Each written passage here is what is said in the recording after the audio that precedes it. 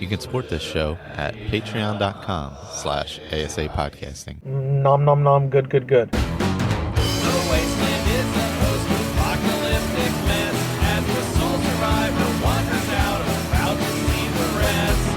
Nuclear explosions sending out the gamma rays from deep within the core, frozen atomic waste. From deep within the core, frozen atomic waste. Hello and welcome to the 459th edition of the Fallout feed. I am Andrew, joined by a flock of my favorite Fallout folks. Tonight, I've got Ray. What's up, Ray? Hello, hello. And Jess. What's going on, Jess? Hey, Andrew. Greets, everybody. We are the show who compares and contrasts Fallout experiences through a lively roundtable discussion by playing through the same quest with characters who have been randomly assigned drastically different attributes. Welcome, everybody. Tonight is a feedback episode, so off the top here, we'll get into some gameplay, what we'll be getting into the last week or so. And then we'll get into that feedback. We've got Leon, Eric, Nana, Janet, Matt, Dawn, Lee, and Vanessa up on the roll tonight. And also a good deal of iguana bits. But let's not put the cart before the horse. Jess, what's been the big news this week? For Iguana Fallout Bits? 4 remix. Oh, yes. Yes! Fallout 4 Next Gen got an announce date. I'm talking about some Actually- sort of TV show, you guys. Come on. Oh, that. Oh, that. Have been really enjoying it. And we're going to discuss it in a separate drop after the show, right? Or did you want to talk about that now? Well, what I think we will probably do is this will be our normal sort of like feedback episode here. And anyone who's, scared of show spoilers, they haven't had a chance to watch it yet, whatever, you can feel free to listen to this episode. There will be zero TV show spoilers in this feedback episode. But right after this feedback episode, we're going to record our thoughts on just in general about the show. Nothing too spoilery or super specific yet, but then every week for the next how many episodes are there? 8 or 10? For the next 8 episodes. For the next 8 weeks after that, we will go episode by episode and give you our specific thoughts in detail and in depth. We'll take some notes and sort of tear it apart and look and see what this show is made of. So that will be posted on Patreon, or are we going to just put it We're just going to put it in the feed, I think. Yeah, okay, we'll just put it in the feed just as a separate show. So people who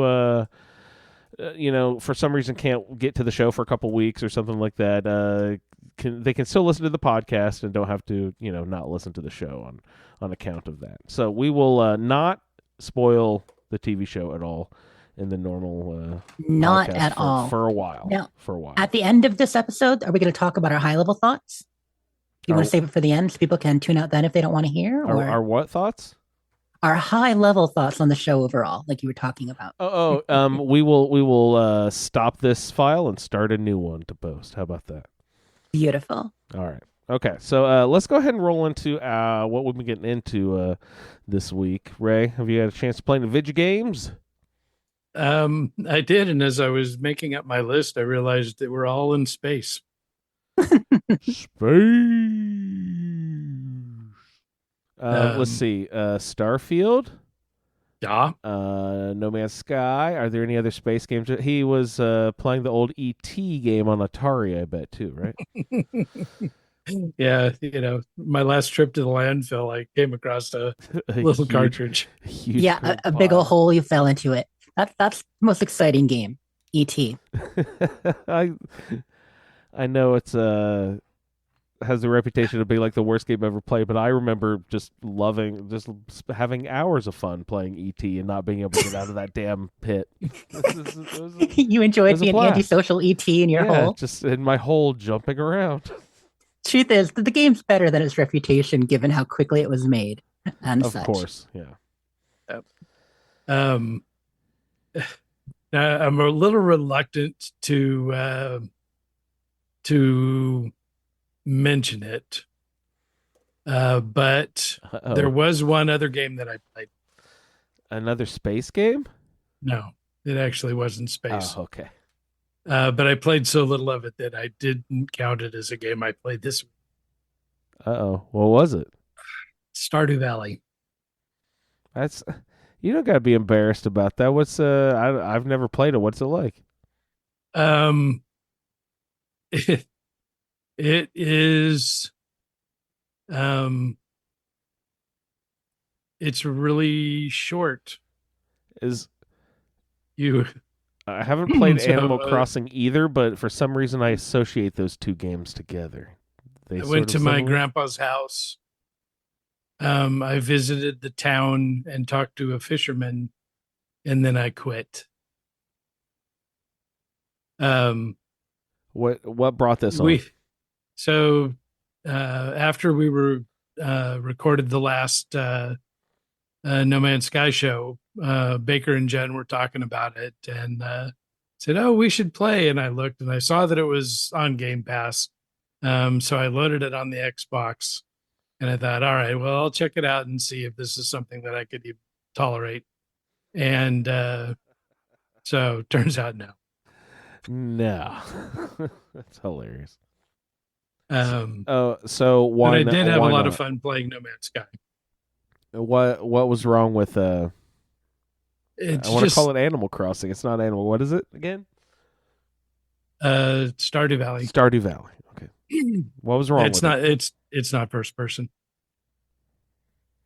That is really a when you play your submarine games, are you looking out the front of the like is it first person submarine too? Like in your planes Yeah, and jets except when you're when flying you're- around in except space, when you're in you're on a- first person and can you go first person No Man's Sky? I was always in third person.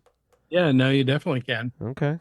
Wow. Yeah, so I mean, you would be looking at, the controls of the submarine. So like you were, you set the dive levels and all that kind of stuff. You look out the periscope. That you get up on the conning tower and look through binoculars on the conning tower, or just scan. So yeah, it was first person. You're climbing down ladders and going through the different compartments of the ship of the submarine, That actually sounds pretty sweet. and a lot of the game is played on maps. So you have to plot your courses. I need to travel at 230 degrees for 5 hours, and then turn to a heading of 75 and travel for another 4 hours to get to my patrol area. So there was that kind of thing. And would you run into like minefields on the way? Like You could, yeah. yeah. Yeah.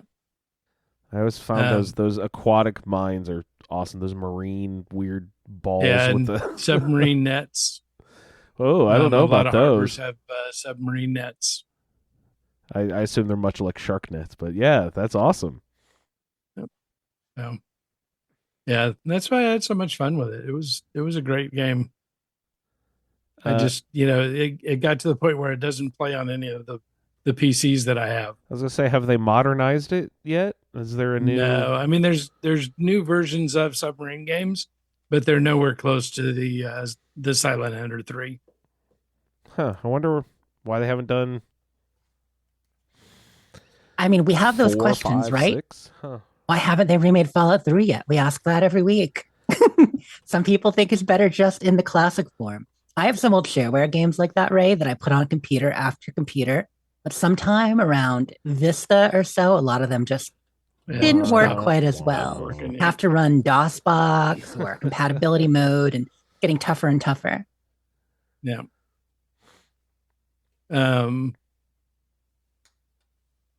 So still playing my very hard Starfield. I did swing a a stream the other night of nice. starting up a new character in very hard Oh, crap. and taking it out to a level 75 system. So that was fun. I had a few people join in. That's awesome. I totally spaced that. You told us earlier in the day you're going to do that, and I forgot. Yeah, I was still at work. Yeah. Normally I try to hop in, but I couldn't this time. I spaced it. And so as soon as I finished that, I axed that character and started a new one. And this one is I'm trying melee only in very hard. Oh, that's going to be rather different, isn't it? So the only fight that I had that didn't have melee was the very first one when you're on just coming out of the mine and meeting Barrett, because you have to kill a couple of pirates to get their axes before you can start doing melee. So, but after that fight, everything else has been melee only. I find the melee weapons very wanting in Starfield. Yeah, so that's why I run a mod. The weapons and the skill tree, like we've talked about. Oh, a mod now. Nice. Yeah, so I've got a mod that adds the ballistic weapon tiers. So rare. Shoot, I forgot what the middle one was. Starts with a C. Expert. Calibrated. And advanced. It's master, expert, and regular, I think. And so it adds those tiers to melee weapons, which they, inexplicably left out of the game. So weird. What does it apply? Legendary effects? The guy's sitting there like, what? I was supposed to do one more thing before we launched this game. What was it? Oh yeah. Apply legendary effects to all the melee weapons. So is it applying like ballistic legendary effects onto melee weapons, or what is it doing? So melee weapons already had legendary applications to them. So you could find an instigating Washasaki. Okay. But it was always just one level. Right. They didn't have the tiers. They didn't have the tiers. Right, So this adds the tiers to them. So that, nice.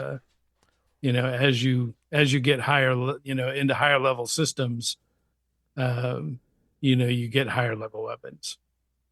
That's kind of what has made this doable. So, super fun. What melee weapon did you say you were using? So right now I'm axe, using a Varun Pain Blade. Pain Blade? Yeah. It's a little knife, combat knife. It's kind of a weird, kind of like a shiv, almost like a cleaver kind of thing. Oh, yeah, it's not a little knife. No. Oh, it's a honker thing. It's not a pain scalpel or a pain razor. It's a pain blade. But the RNG is so funny. I think they totally cheat it. I think it's like they always do. Weighted. They're watching. Because when I'm using ballistic weapons, the random things that I find in crates and everything are always, instigating combat knife. Yeah, they love to give you knives in Starfield. Yeah. Except when you're playing melee? Is that what you're except when saying? you're playing melee. And then everything is ballistic. Yeah, I wonder if there is some kind of logic or rhythm to that. Probably not. Probably just feels that way, but yeah. One of my favorite things, and I've demonstrated it in the in the stream, is I love to go to collapsed mine, and there's a body next to a mine cart, and there is always some kind of a weapon there. So it can be It can be a grenade or a mine, but it can also be a sword or a rifle or anything else. And if I'm trying to find rifles, those are always, blades. And this time when I'm playing a blade character, I've got a hard target, a Beowulf, a Varun Inflictor, a Big Bang, all of the best ballistic style weapons keep showing up here, and not a single, advanced Tonto. You need another mod to fix the leveled lists. So, but I accuse No Man's Sky of doing the same thing. So They're obviously out to get you. obviously, That was cool. You streamed it. Cool. You're enjoying the character. Or are you enjoying the character with the extra weapons? So I enjoy the situations. Mhm. So, that's kind of what I'm doing right now, is just, trying different situations, to see how different, things work together and everything. So,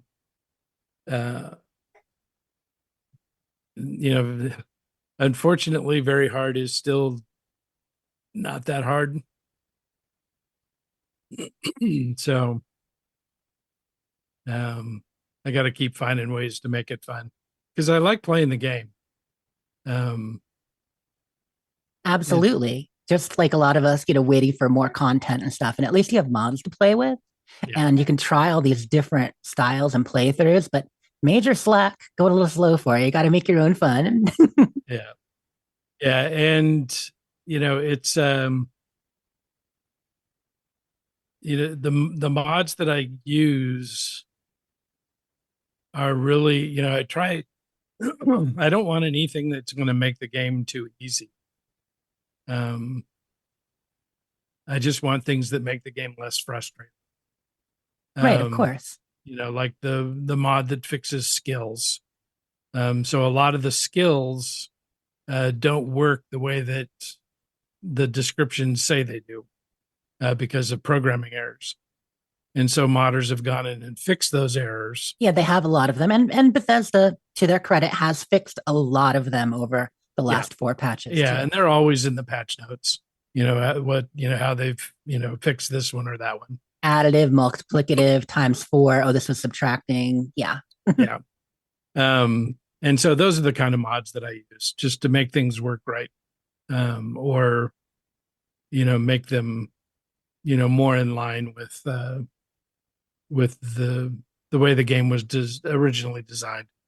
I've I've gotten rid of my crafting mod, so I don't craft bullets anymore, because that was super way overpowered. You need that challenge of either having to buy them or find them.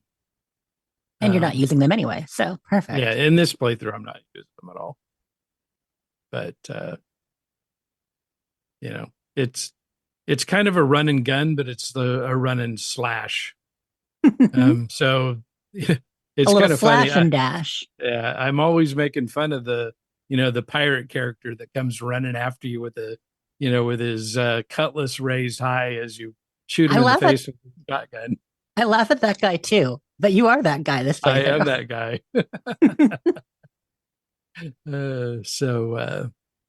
Yeah, I'm the guy bringing the knife to the gunfight. Hey, sometimes you got to make it work. Yeah. So, but that's the fun I've been having. That's your Starfield and your No Man's Sky play right now.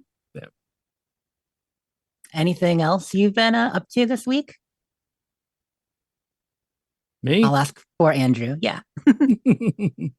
No, not really. It's been a pretty quiet week. Well, still sounds like you had a good old time over there up in space, Ray. Oh, yeah. Alrighty. How about you, Jess? Did you have a fun time up in space, too? Space friend? I'm not in space yet. I mean, we're going to be there for the come on. roundtable next week.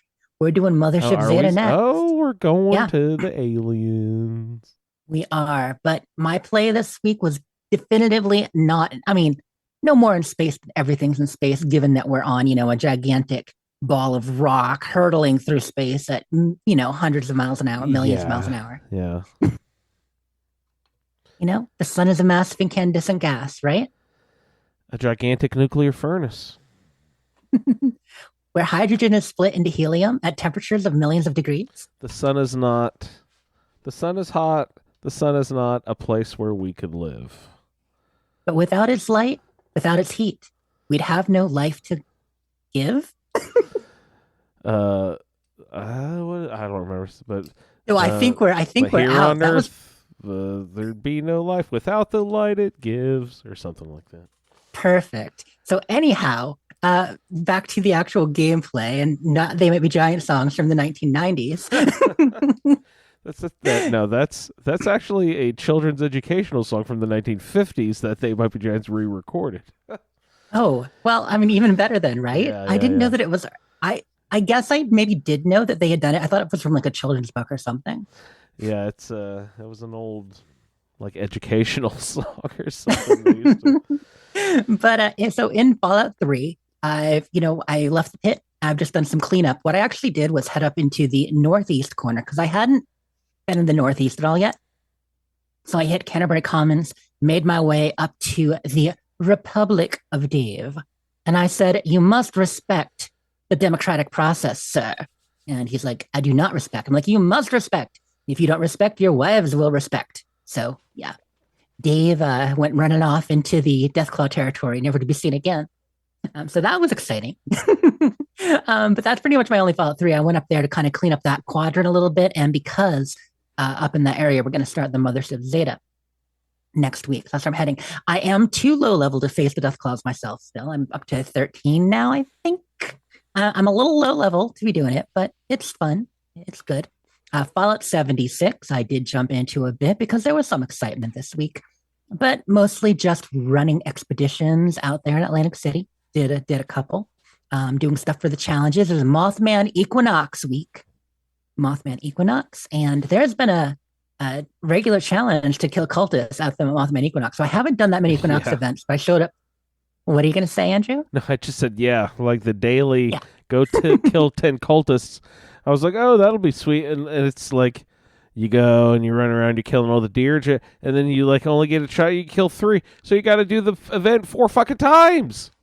That's what I was going to say is kind of the problem. That other people, if you've got a lot of people there, they'll be taking the kills. You got to split them up. But if you're defending one of the locations with the cultists coming in, they do stack up pretty quick, especially on the church side, I find. Yeah, if you get that north side of no, not north. What is Yeah, that? it's north, West? where the church is. Yeah, exactly.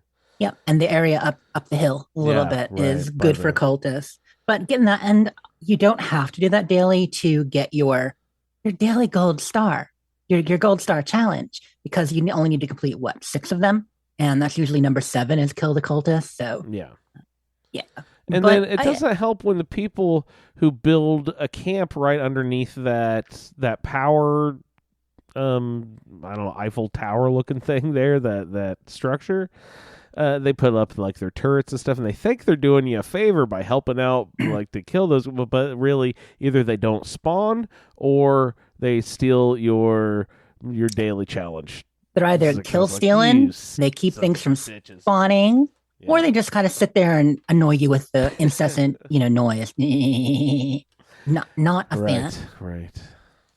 Anyhow, but that was my 76 generally was just busy work, a little bit of chore board.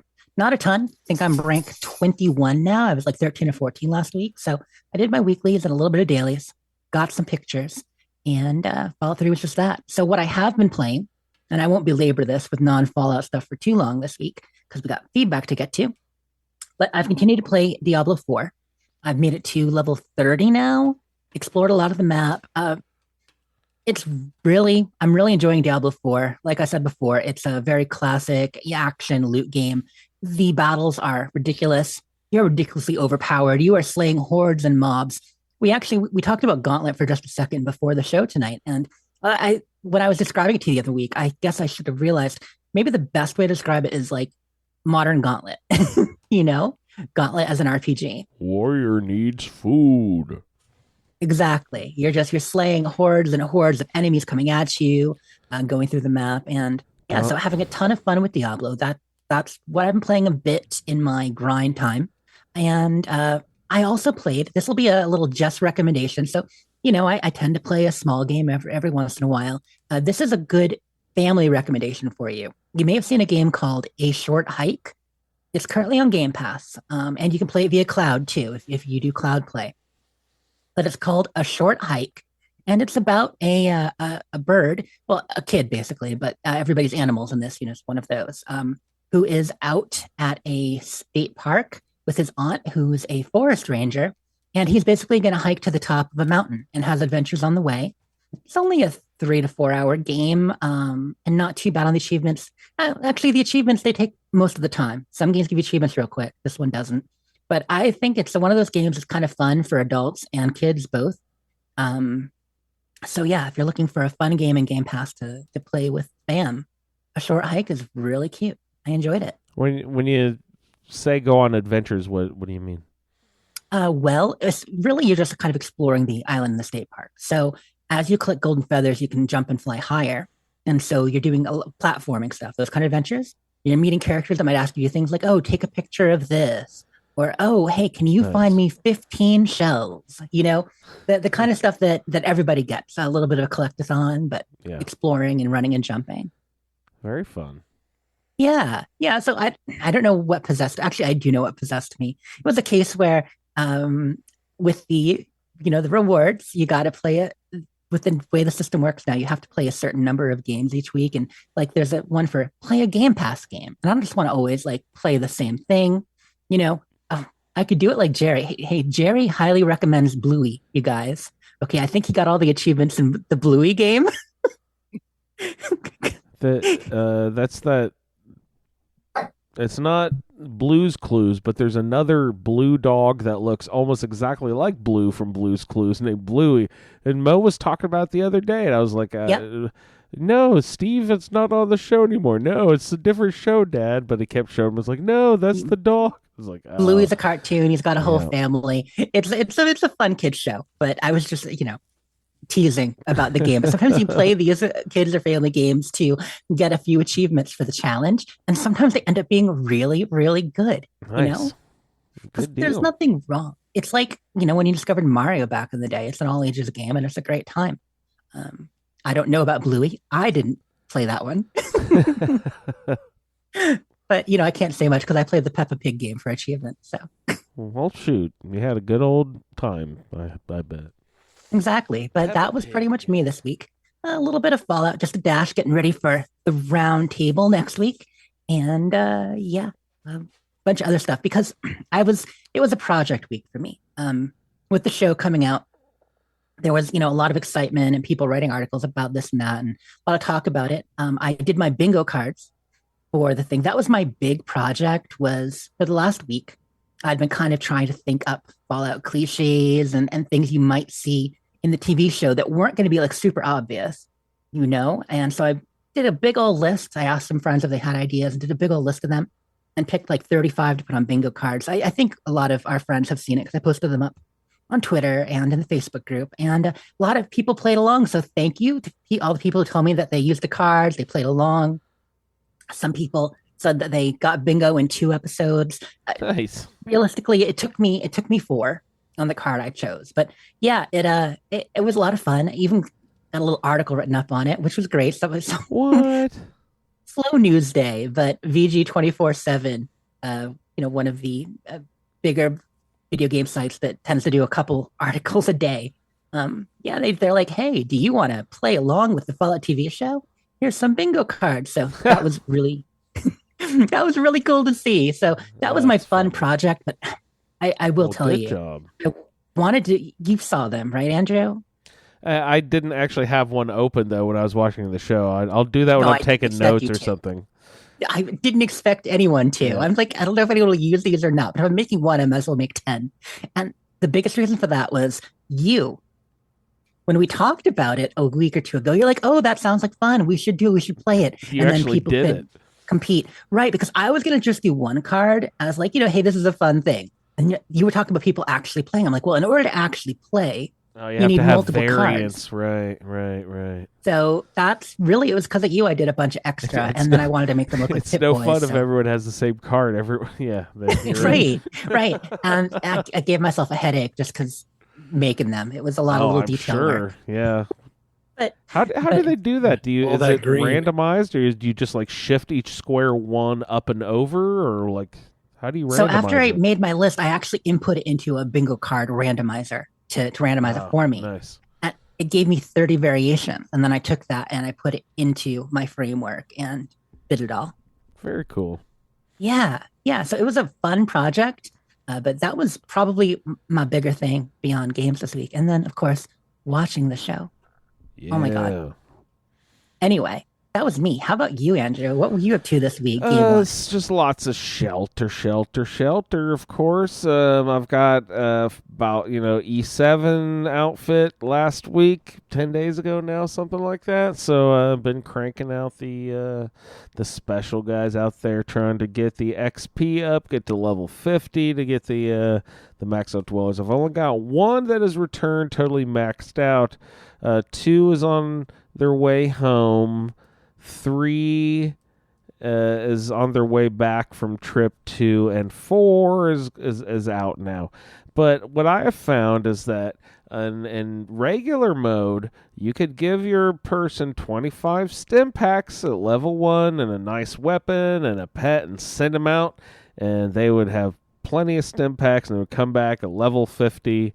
Or with they would say, oh, that's as much as I can carry. I'm going to turn around and show the overseer what I've collected, so they come back to the vault after a certain point, but it's always enough. But I found on survival mode, it must be harder, surprise, gasp, right? I know, survival mode harder, but I don't think the stim packs heal as much or something, because it takes at least 2, if not 2 and a little tiny extra trip to get the dwellers up to level 50 now.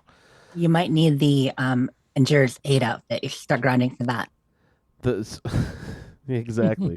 Endurance 8. I'm just going to keep on trying for that one. But actually, I got in a lunchbox almost immediately after starting this process that adds 14% XP or something. So it's oh, that's kind of actually perfect for this process. So that'll speed it up a little bit.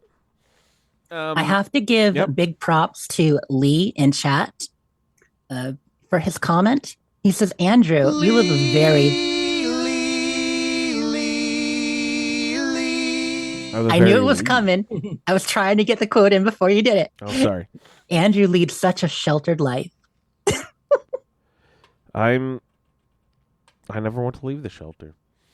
It's never Why would reclamation day for me. Better living underground. Better living underground. So yeah, I've starting dweller number 5 for special stuff. Oh, and the Great Evictions event has started taking place. I don't know if you remember a couple weeks ago I was saying the upper level people who aren't trained very well, they're trained in only one specific special category for a specific job. I said I was going to have to start cycling those people out eventually to have them replaced by the perfectly trained special people, and I really haven't liked the feng shui of the lower half of the vault for a while now, because I started building. I was doing all the staggering, so the fires and stuff wouldn't travel. But I've started filling that in now a little more because my dwellers are I've got better weapons and they're a little more powerful and stuff, and they can start handling it's not as detrimental anymore when a rad scorpion comes around. Even in survival mode. It used to clear out half the goddamn vault. But I don't love its design, so I'm it's very Mo was like, "What are you doing?" I have graph paper out, and I'm drawing like dimensions, and like we'll see. Well, I have 14 E3 rooms, but I need 4. It's looking, but it can hold a max of 28 dwellers. But if you level it up to level 3, it's 32, and I'm like jotting all this stuff down. And Mo's like, "You're a madman."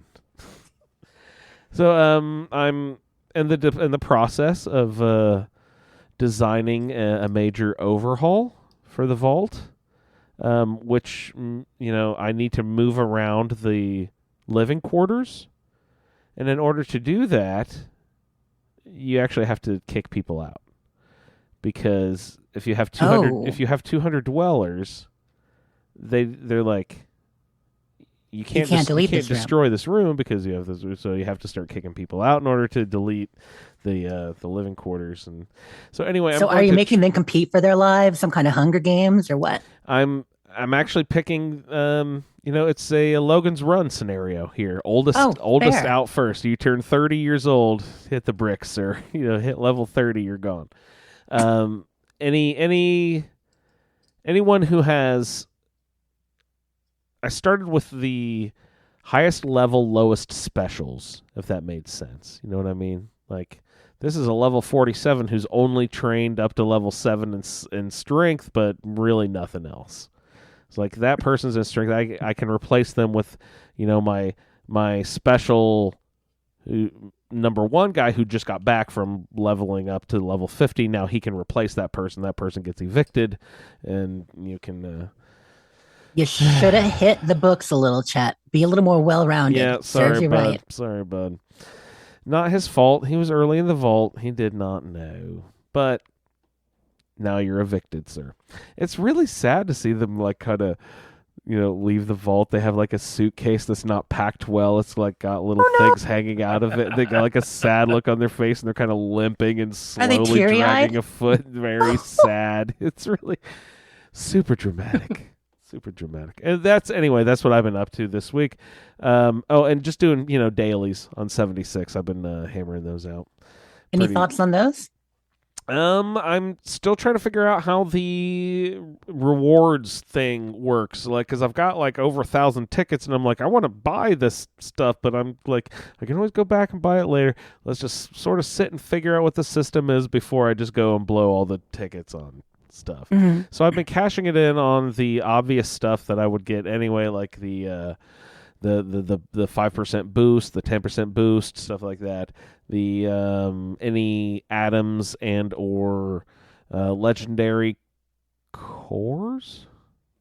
Which one? I don't remember which one they give you, but those to make legendary weapons, those modules or cores. Now it's bugging me. I mean, you get both. Do you from the okay?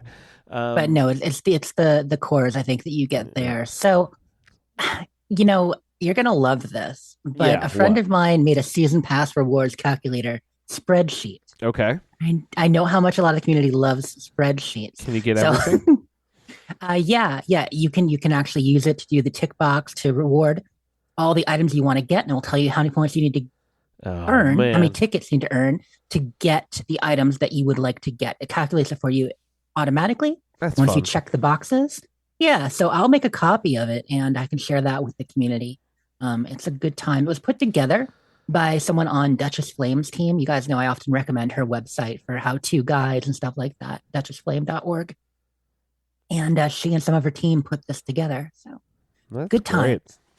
Yeah, technically, if you want absolutely everything, I guess you do have to get pretty close to 150 where you unlock the bonus rewards. I thought you could do it at about 103, but yeah, I guess I was wrong. But again, I think when I was doing it, I was including the atoms that you earn as if you kind of recycle those back in and a few other things to be able to buy a few ranks. Yeah, but all good. Anything cool in this atomic shop I'm missing?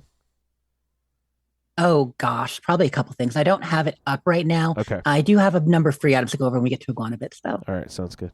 Yeah, that's pretty much all of my gameplay. And being frustrated with the cultists. I had to go to a private server to do that one. And I didn't even finish the event. I was just like, I'm here to kill you, the cultists. So, yeah, that's what I've been up to. We got lots of feedback to get into. So, what do you guys think? Want to roll into that? Let's roll into some feedback. All right, for feedback this week, we've got Leon, Eric, Nana Janet, Matt, Dawn, Lee, and Vanessa. So let's go ahead and check in with Leon. Good day, Leon. Good day, this is Leon from Texas with a little bit of an add-on to Winter's last feedback. Listening to the most recent podcast, you had mentioned about whether or not I had found the vendor guy, Marco, Malcolm, something like that, that you can get a weapon from. By the time that quest came up, and I was done killing the guards at that point, so I never even bothered looking for him or speaking to him, simply because I already had all the guards' weapons. Another thing I forgot to mention in my last feedback is how useful cannibalism actually is in the pit. The guards, the slaves, and the wildmen are all able to be eaten with cannibalism. Not the trogs, but everybody else, nom nom nom, good, good, good. So I never really had any problems between the bed in Medea's house, little room, and just cannibalism with mostly wildmen, honestly, out in the scrapyard. Never really any issues with health. Especially once I got a few stims packs for making that lady fall unconscious. There's a little post office box outside Medea's house that you can store all your stuff in. So pretty much I just dumped everything in there, and so never had to talk to anybody. And once I got my original stuff back, I still kept a few things, but mostly just dumped everything in there until the pit was over and I could go back and forth a couple times and sell it in the wasteland. Lastly, and this is more of a general note, I keep forgetting to mention that my sergeant, my companion for the being neutral, and Dogmeat are both dead. Unfortunately, at one point I came across a big bad group of raiders, and again, shotgun to the face for them, but in the process, my sergeant, robot, and Dogmeat both died. And I'm level 17, 18. I'm at work right now, so I can't remember off the top of my head. But I am don't have the perk yet where I can get the puppies, so I'm currently companionless. I am still neutral, but I kind of bounce good, bounce evil, bounce good, bounce evil, and try to stay in that neutral range. But one interesting note, and I'm not sure if you can do this if you're good or evil, or if neutral just is that sweet spot. I have the perk for both the ears for, I think his name is Littlehorn, and the fingers for the regulators. So one good thing about that, in the pit, almost everybody you kill gives you a finger. So that was kind of a cool thing. I kept them on me because since I didn't weigh anything until I went back to the wasteland and turned them all into the regulator. So, unfortunately, after doing that, I went good for a little bit, but it is what it is. Good Lord. And that's my little add-on, so just thought I'd add that in. See you in the wasteland. Beautiful. Thank you, Leon, sir. So you can travel back and forth to the pit after it's over? After. You can. Oh, interesting. Yep. Sergeant Mr. Robot. He's got Sergeant Robot and Dogmeat died. I'm so sad. So sad. Now, I wonder, can you get Trog fingers? He's talking about fingers in the pit. Yeah, he's talking about fingers. What was that about? Is that like, your trophy from your kills or whatever? For the regulators, you give fingers of bad guys, just like you can do ears of the good guys. And so a lot of the pit raiders are not the best people, so you can sell their fingers. But if Trogs gave fingers, that would be something else. Finger, gross. And the puppy? What is we get a pup? What's happening here? The puppy's perk or Dogmeat. I haven't even looked at that. What is the puppy's perk? That's with Broken Steel. That's the one that in Broken Steel, not only does Dogmeat have more health, but if Dogmeat dies, you can have puppies and you can get yourself a new dog. I mean, is it actually a pup? Like you have a little it's tiny not baby actually puppy pup. walking around with you down in the wasteland? It's just Dogmeat Jr. He's DM a Jr. good boy. Oh, goodness sakes. I want a puppy. Yeah, you got to be level 22 for that. God damn. I don't think I'll ever get to 22 in Fallout 3. That's an achievement, man. All right. Leon, thank you for the little update there, sir. I loved it. Good to hear about winter stuff in between. Absolutely. Let's check in with Eric. Hello, fellow Wastelanders. Eric, aka Silly over here, and let's catch up on the continuing adventures of Katrina. So, 2 things have happened since my last feedback. Number 1, I finished the pit, and number 2, I have finished the main quest. So, let's dig into this. So, where I left off in the pit, there really wasn't a lot left to do. I sided with Asher, basically based on the reasons that Jess gave in the last episode. His plan just seemed to be the better one long term.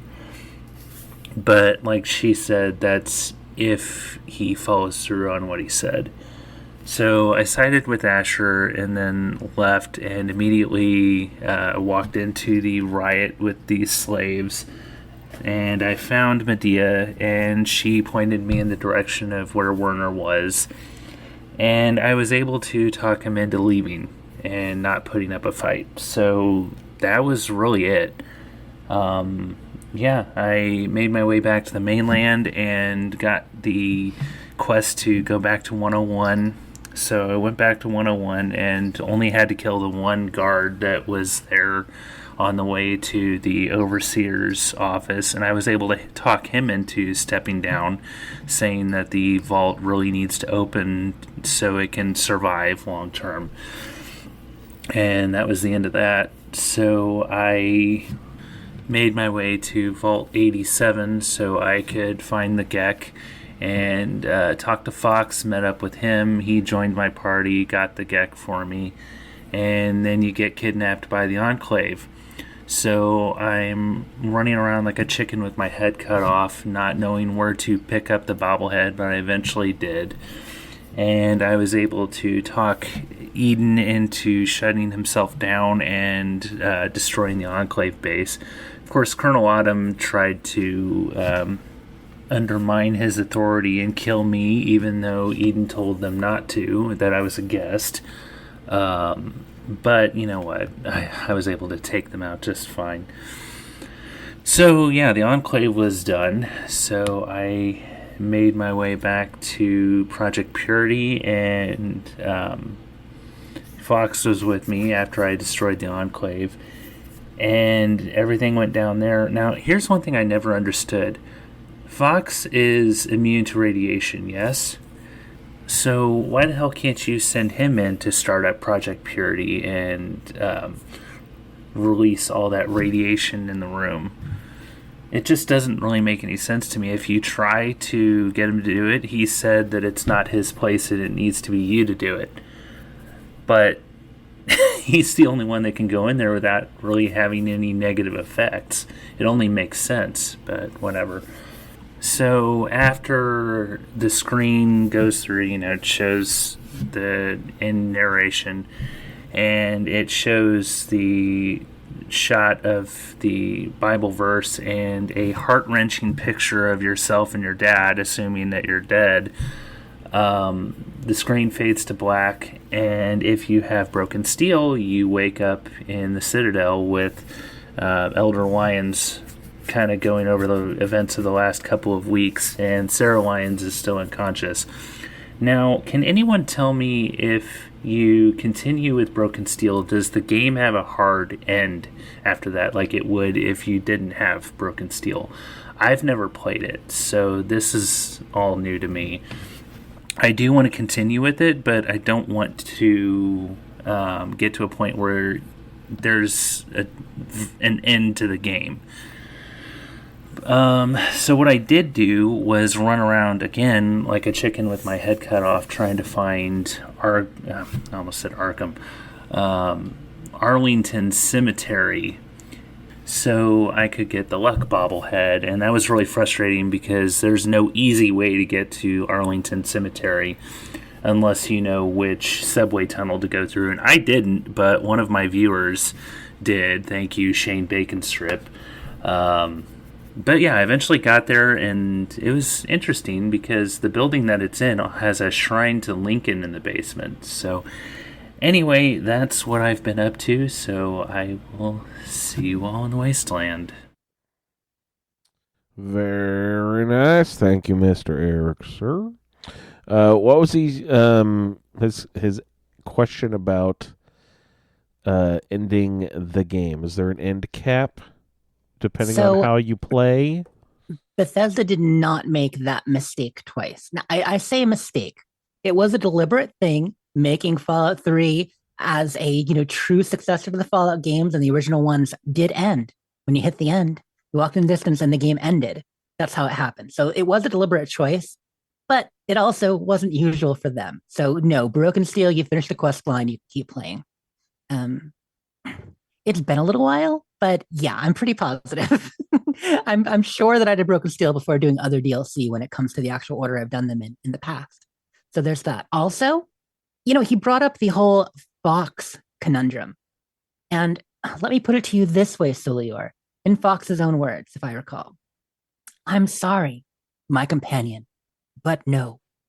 We all have our own destinies, and I would not rob you of yours. So, see, he's just looking out for you. I think you got that word for word. Did you look that up? No. I think you got that word for word. I think it's close, but probably not exact. But yeah, it's what he does. It's funny because it's a whole meme now. You know what I mean? Like the whole thing is a meme. I don't want to rob you of the experience of you getting yourself fucked over. Because logically, absolutely, it makes no sense. But Fox would think less of you. And if there's one thing in the world you don't want, it's Fox to think less of you. You're his hero, and he is yours. His opinion matters. Yeah. But still here in chat says, I still think it's a weak excuse. Oh, hello, weak. Yeah, none of us fell for it. It's all, pardon me, BS. Yeah, but you just don't want to go in there. Yes, exactly. Even the pug agrees.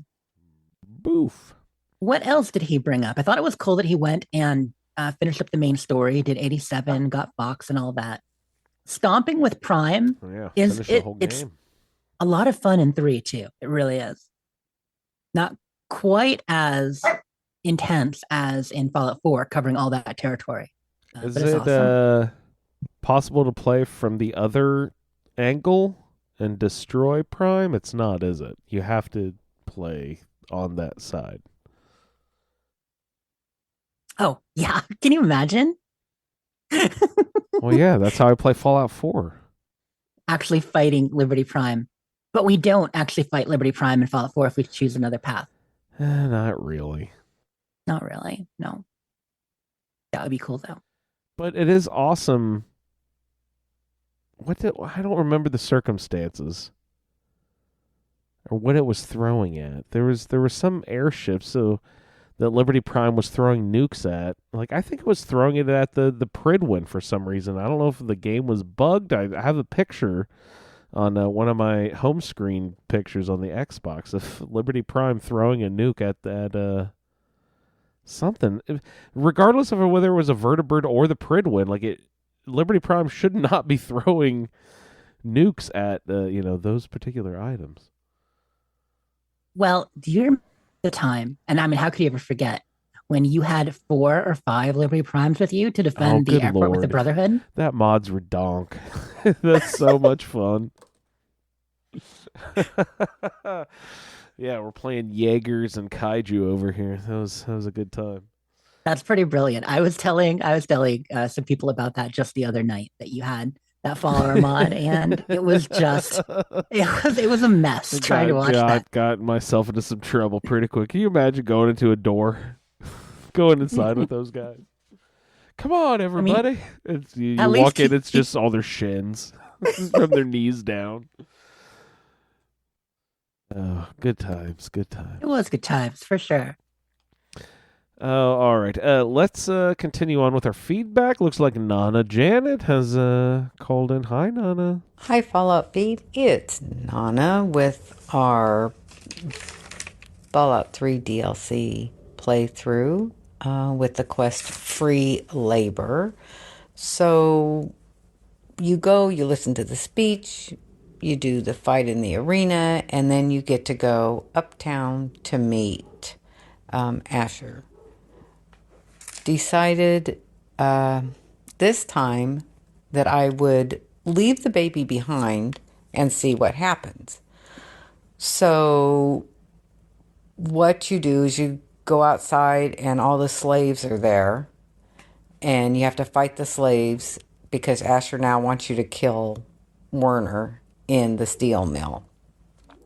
So I got in there, I fought my way up to Werner, and I speech checked him into just leaving.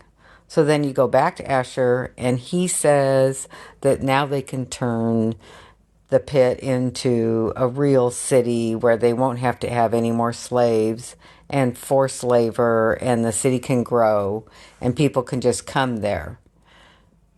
Don't know that I believe that. But now you can use the ammo machine in the pit, so you can go in there in that ammo machine and put in ammo you don't want and get back ammo that you do want. I did it one time, and that was it. You also get a rad resist bonus from the doctor, whoever the baby's mother is. It improves your rad resist by 10%, called the booster shot. That finished free labor for me. I picked up a bunch of stuff in the locker that I could carry and took it back to Megaton and sold it all. And I'm finishing up now with 35 speech checks, so I'm going to need 15 more. I'm hoping I can get a few more in Mothership Zeta. And I have to pick up all the tapes there, and that will finish my achievements. Talk to you guys all next week. See you in the wasteland. Oh, shit. She's so close. Gotta pick up all those holotapes. I should say 15 more speech checks. That's gonna take forever. There's not nearly enough speech checks.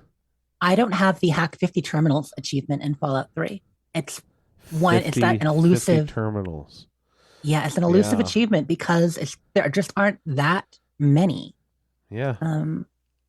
No, I totally I hear yeah, that. I mean, obviously, if you hit everywhere, and if they include the DLCs, which I assume they do, I'm sure you can get there. But I never have yet, because it has to be in a single playthrough, with the same character in a single playthrough to pop the achievement on the old system. Huh. So, Nana Janet, you'll have to report back on that ammo machine. I know the nightmare that the fucking ammo converter is in Fallout 76, so I can only imagine. I was gonna say that's the proto 76 ammo converter, like doing that stuff in the pit. Absolutely. Good Lord, that thing is a horrible system. And rad resist, the booster shot. That sounds awesome. I'm totally down for that because we've talked about it before, but radiation is much different in this game. It feels different for sure. Yeah. But I feel like it's harder to deal with and more permanent, if that makes sense. I don't know. I think that it's just not visible. I think that we can't see it. Yeah, right. And we're not just popping, the rad away. It feels like a hidden feature. Yeah. And not only is it hidden, but when you pull your Pip-Boy, you also got to switch from, your status to your effects or the rads. Yeah. So what? Let me guess. Ray, you got a mod for that? Man, you got a rad meter on your screen. Ray, you got a mod? No, I don't. Oh, come on. He's playing almost mod free. Yeah, I've got the auto dock. He didn't want his computer to burst into flames. It's like, sir, we can't play this game from 1992. Yeah. It's not worth. It's beneath us. We can't run it. Yeah. So, did you know there was a guy named Duke in the pit? I like that name. Makes me think of the Atom Cats. Makes me think of G.I. Joe. I feel like Bethesda recycles names sometimes, like not in a bad way, like recycle it, like, oh, we're out of ideas, but they have these like set of either 50s inspired names or just names they think are cool that they, keep using throughout the series. You know what? More than one person in every town can be named something. Like there were there were like 6 Jennifers in my graduating class. You know what? You can use the same name more than once. That's fine. Go ahead.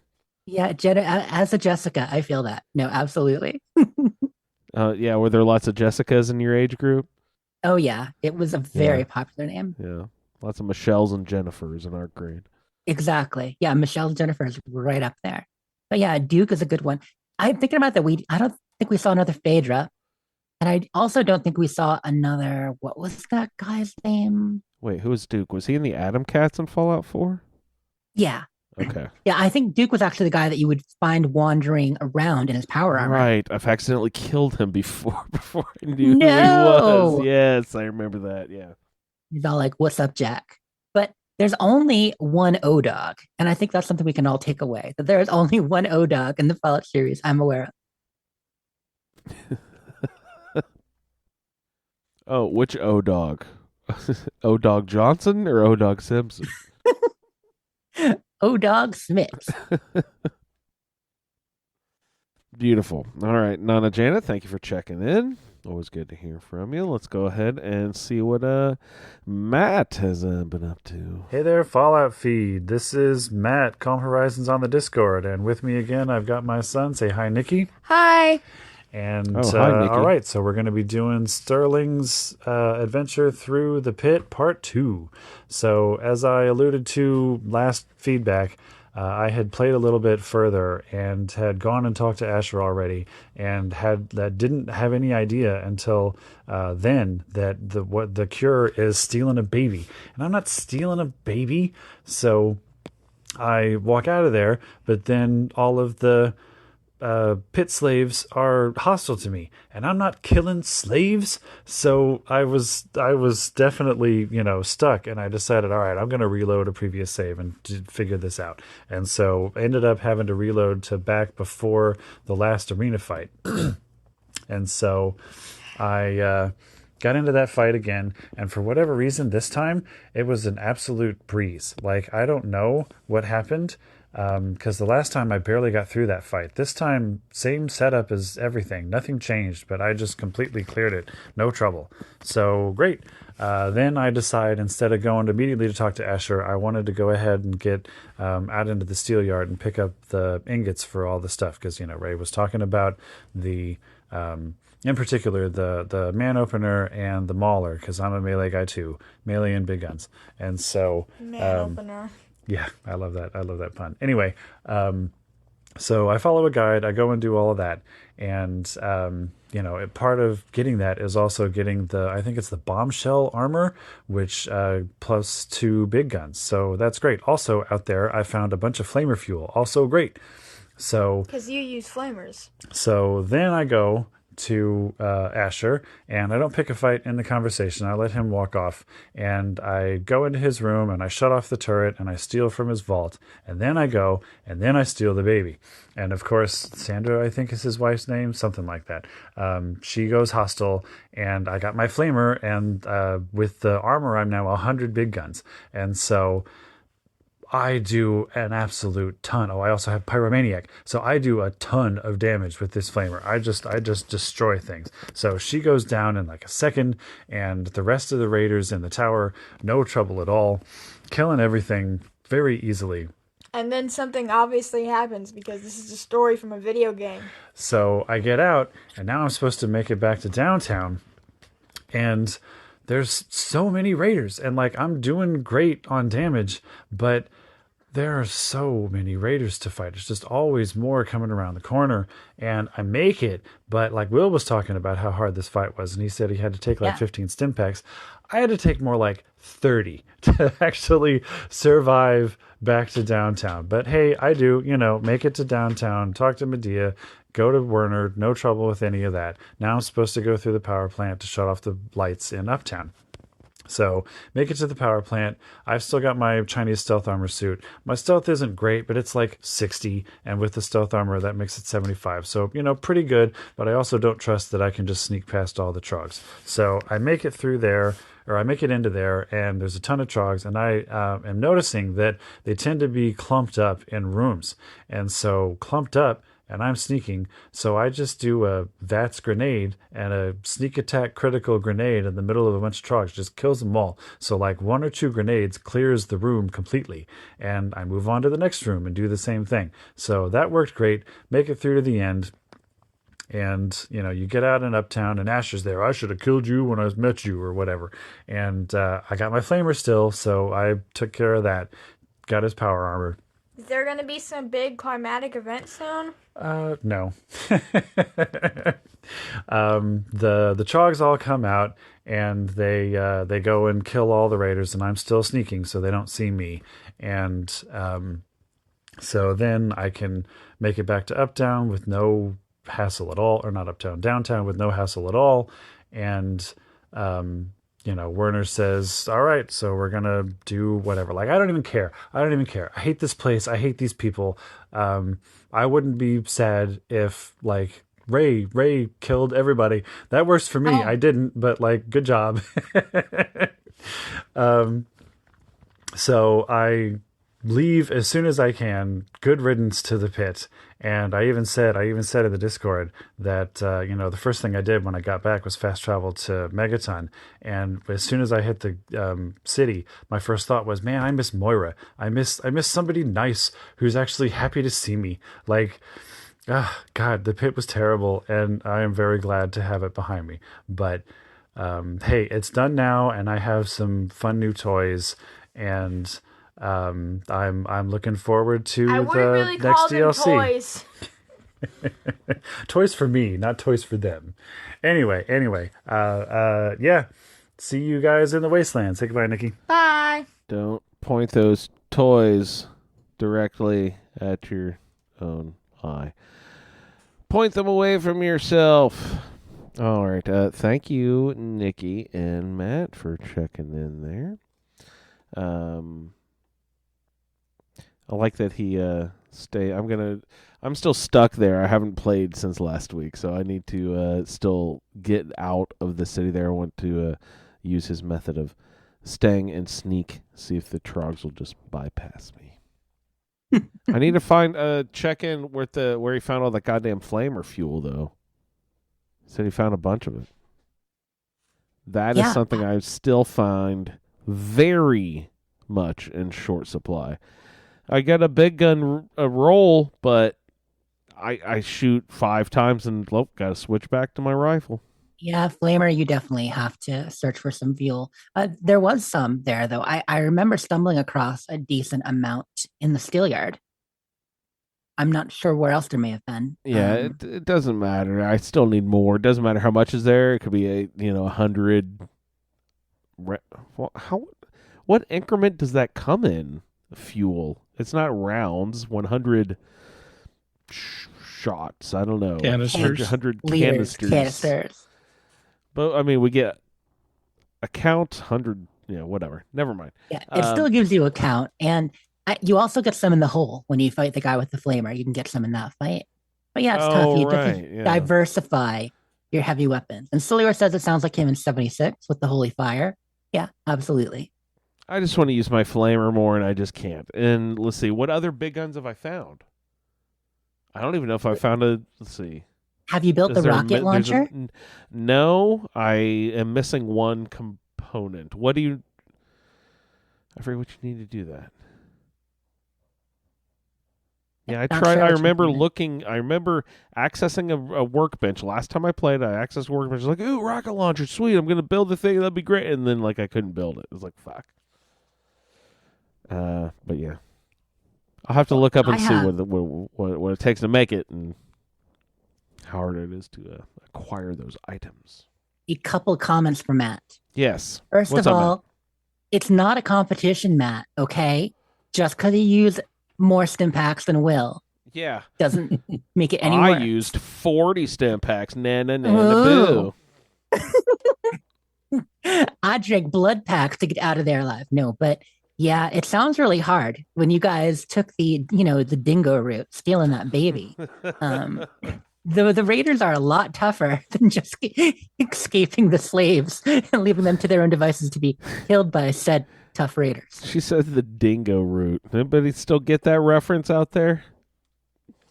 That's Hey. amazing. But yeah, no, great work. I love the feedback. I also appreciated a lot of Nikki's comments, of course, as always. I like the fact that he asked if there was going to be, a big climactic moment when really the big climactic moment was kind of the raider fight and just getting out of there alive, barely. Or the dingo fight. Oh gosh, never fight a dingo when a baby's on the line. No. Let the dingo have the baby. Sorry, Sean. Sorry, Nikki. All right. Thanks, guys, for chiming in there. Always a good time checking in with you. All right. Let's see who got up next. Dawn, do you want to head up with Dawn next? Yeah, we've got a long feedback from Dawn. She's covering the entire quest because she didn't get feedback in last episode. So we're going to get the whole pit quest line from her perspective. Kit and Caboodle. Hello, Fallout Feed family. This is Sassy Lady. I have not checked in a bit, and to be honest, I haven't really had a lot of time to play, but I did get the pit finished. But before I went to the pit, I decided that I had to get rid of this super evil karma that I had going, and so I did a couple things to try and get myself more towards neutral. Apparently, I underestimated how much good some of the things that I did. So, I am now on the opposite side. I am now like the, not savior yet. I'm not that good, but I'm pretty good. Trying to find my notes where it says, but, I went and cleared out the Germantown police headquarters for Big Town so that they could stop being attacked by the super mutants. And while I was at that, I decided, I finished the ant quest in, gosh, my brain is fried. Anyway, I finished the ant quest, and I hadn't quite gotten to the point where it was like, find a home for the kids. So I thought, well, let me go to Little Lamplight.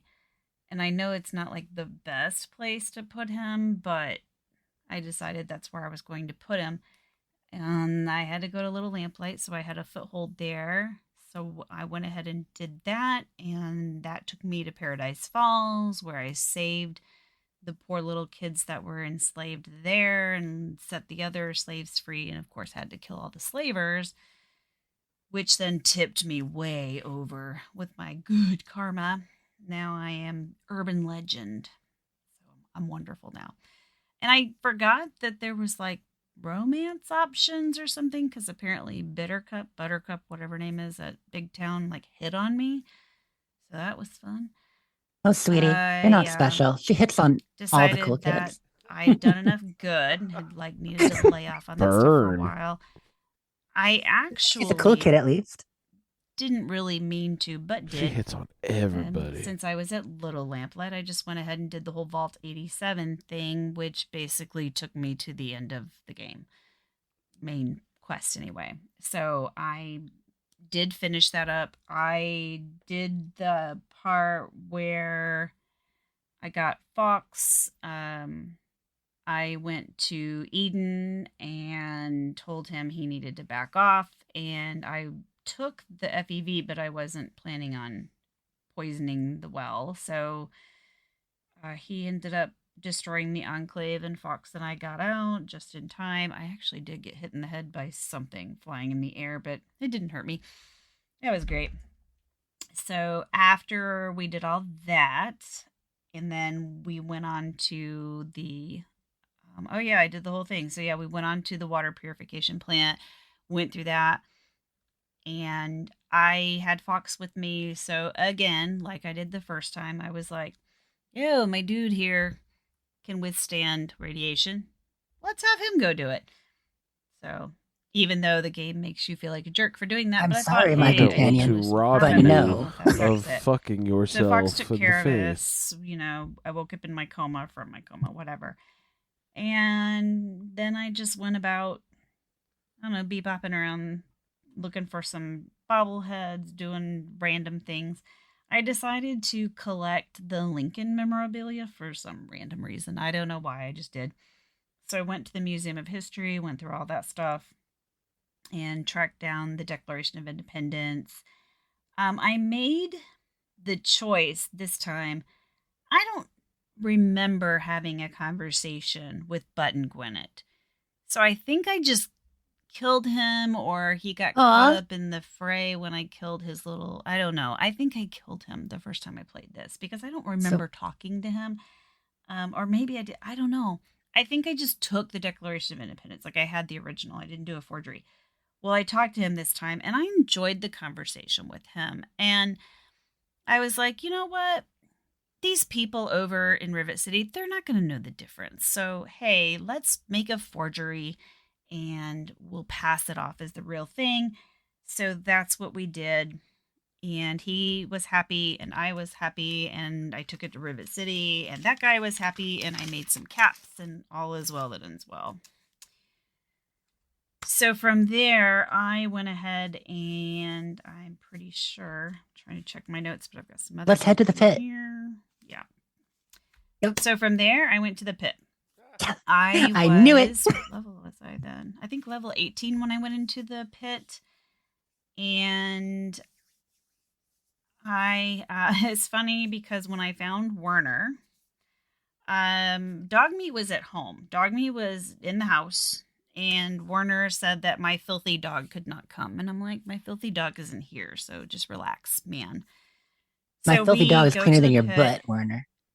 Dude lays out like 5 people. Like it's nothing. He just kills all these people. And I'm like, okay. And then he proceeds to just shoot this dead body like a dozen times. And I'm like, you're a little psycho, aren't you? So I'm like, I'm going to stay on your good side, I guess. I chose for him to give me the concealed knife because I knew a gun was going to get taken, like whatever. And it wouldn't probably do me much good anyway. Weirdly, did I have a weapon on me? I feel like I did. I feel like I took one with me. Plus I had his knife. I just took like a little something that if I lost it, I wasn't going to care. I think it was like a little assault rifle or something. I managed to avoid almost all of the mines. I think one blew up on me and it wasn't near a car, so it wasn't like a big deal. It was actually probably closer to downtown and like nobody noticed. So that was cool. I did have a problem with the sniper. So I was glad that I had the assault rifle with me because I used that to take him out, which I'm like, this isn't very stealthy, but again, nobody seemed to notice. I don't know what those guys were doing back there. You would have thought they would have heard gunshots and come running, but they sure didn't. So I got into the town, checking things out. Mex welcomes me, gives me crap about, oh, you came back. You couldn't hack it in the wasteland, blah, blah, blah. He takes all my crap and then tells me to get to work. Okay.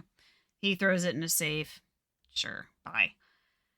I found Medea and she had told me about, what was going on and what the plan was and everything else.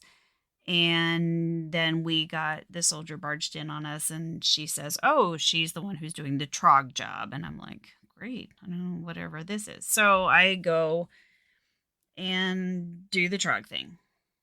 So by then I'm level 20, I think. So maybe I was 19 when I went in. I don't know. I picked up Grim Reaper, I think, because it restored my AP when I kill in VATS, and I use VATS quite a bit, so I thought that would be helpful. When I go into the plant, I run into the guy who's the snitch, and he's, well, if you find anything else, let me know, and I'm like, I don't like you, so I go into stealth mode, I sneak up on him, and I throw a grenade in his pocket, and I take off. Because I'm just like, I don't like spies, and I'm supposed to be here to help these people. supposed to be. Yeah. So he blows up, of course. That was fun. What else did I get?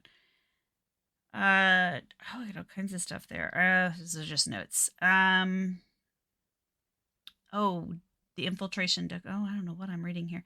So I go through all the trogs. I did the 100 because I'd already picked up so many, and I was like, I might as well finish. And I wanted to see what all I was going to get from that guy. And I think I did the 100 last time. I really don't remember now. But I did use a walkthrough to get like the last however many, I can't remember how many that were like hard to find. But most of them are pretty easy. They're like right there. I hated having to climb up to the top of that tower to get those 12, but I was like, I'm not walking away from those 12. That tower sucked. And then having people attack you as you're going up.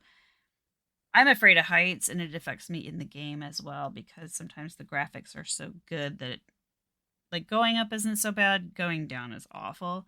I hate it. So that's always a lot of fun. I finished that quest. I go and I talk to the guy who, of course, is super impressed with my skill and gives me all kinds of junk, and that was great.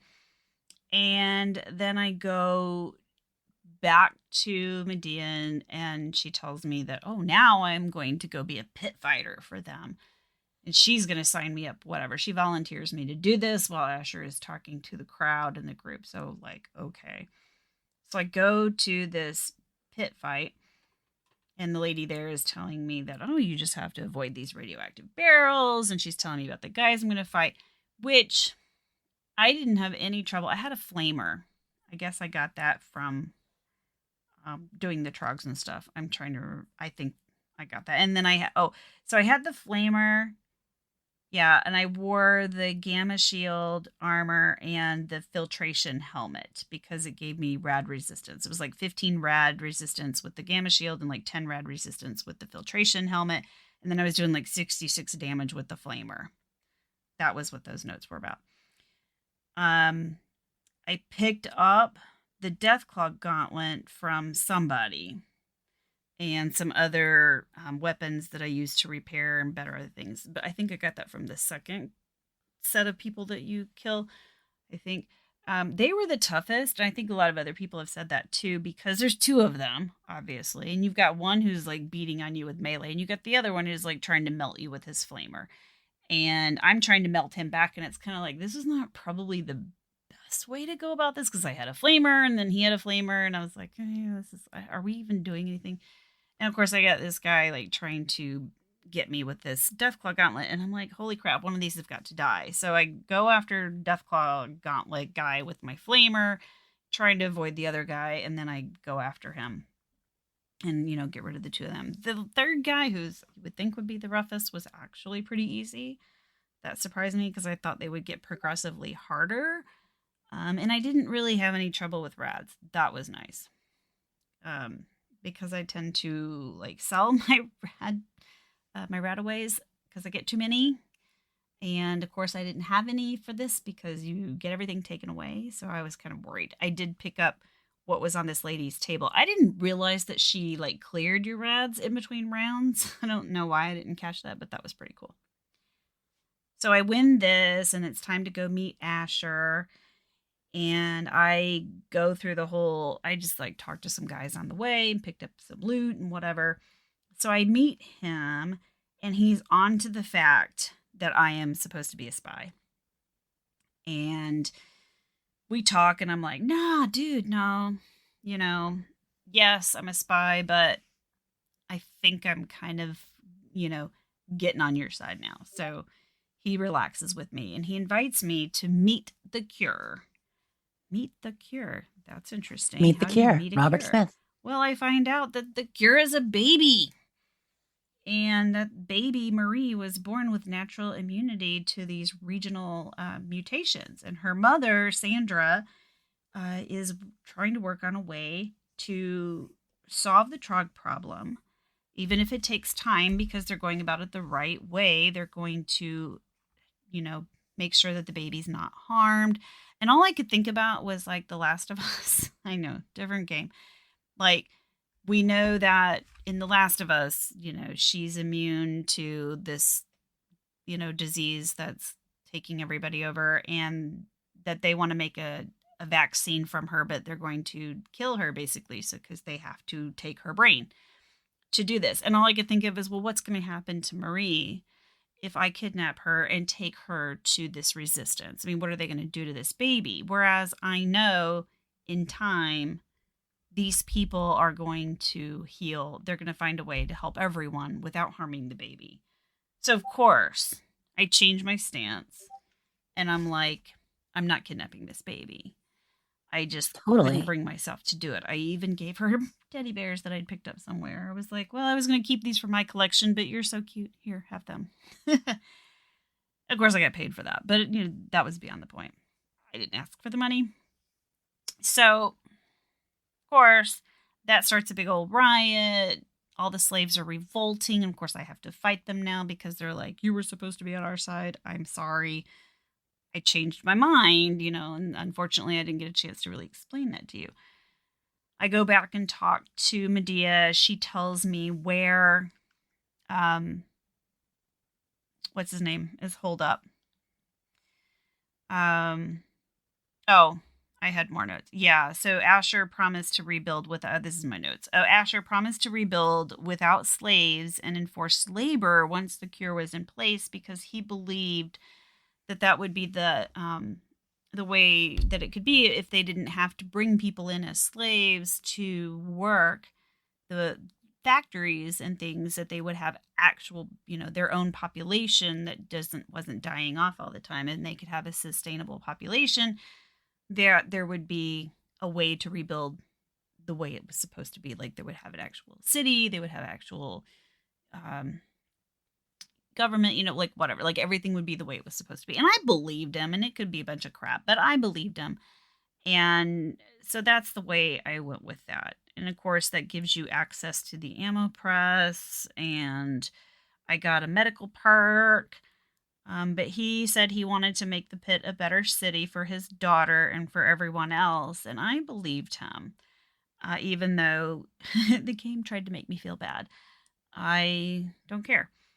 So Medea tells me where Werner is. I was able to talk him down. I was able to, because I have the Black Widow perk, and I was able to get him to just kind of give up and let it go.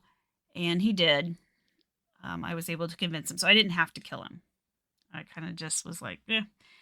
And we just parted ways. I'm sure he's still mad at me, but I let him understand that this is just the way I felt it should be. And that's pretty much it. So I finished the pit. I haven't had time to get back into Fallout 3 yet. I'm going to try sometime this week. And of course, I think we are going to space pretty soon. So I will be back to let you know what my adventures are in space. So thanks for listening. Hi, space friends. Well, thank you for your feedback, Don. Quite the adventure. I jumped in a little more than usual there just because I was having a lot of fun. What did she say? Button Gwyneth? Yeah, Button Gwyneth. What is the robot. Button Gwyneth? So in stealing Independence, when you're stealing Independence and you're going into that's Museum of History, right? For that one? Yeah. For Sydney? Okay. So down in the basement, where the robots were, you meet Button Gwyneth, and he's there in his wig. And basically it's Protectrons that were meant to represent the Founding Fathers. So the one you talk to is Button Gwyneth there, who's not fighting you. And you can kind of talk to him, and there's a couple ways the conversation can go. But you can have him help you forge a copy of the Declaration of Independence. You can just fight him. A couple other things. I haven't done it this playthrough. But yeah, that was the real name of one of our signers of the Independence. Yeah. And we call it Gwinnett. Gwinnett. The county that I live in is named after him. Oh, okay. Was that where he's from? Georgia area? I don't think so. See, I would just assume he was from Massachusetts because Gwinnett breweries and stuff. But. Yeah, because he was one of the signers, but mm-hmm. yeah. But yeah. We call it Gwinnett. Gwyneth. His little wig is just cute as a button. Very nice. She also mentioned the battles were not progressively harder. Like I felt like they like step 1, 2, 3 got like easy, hard, middle, harder.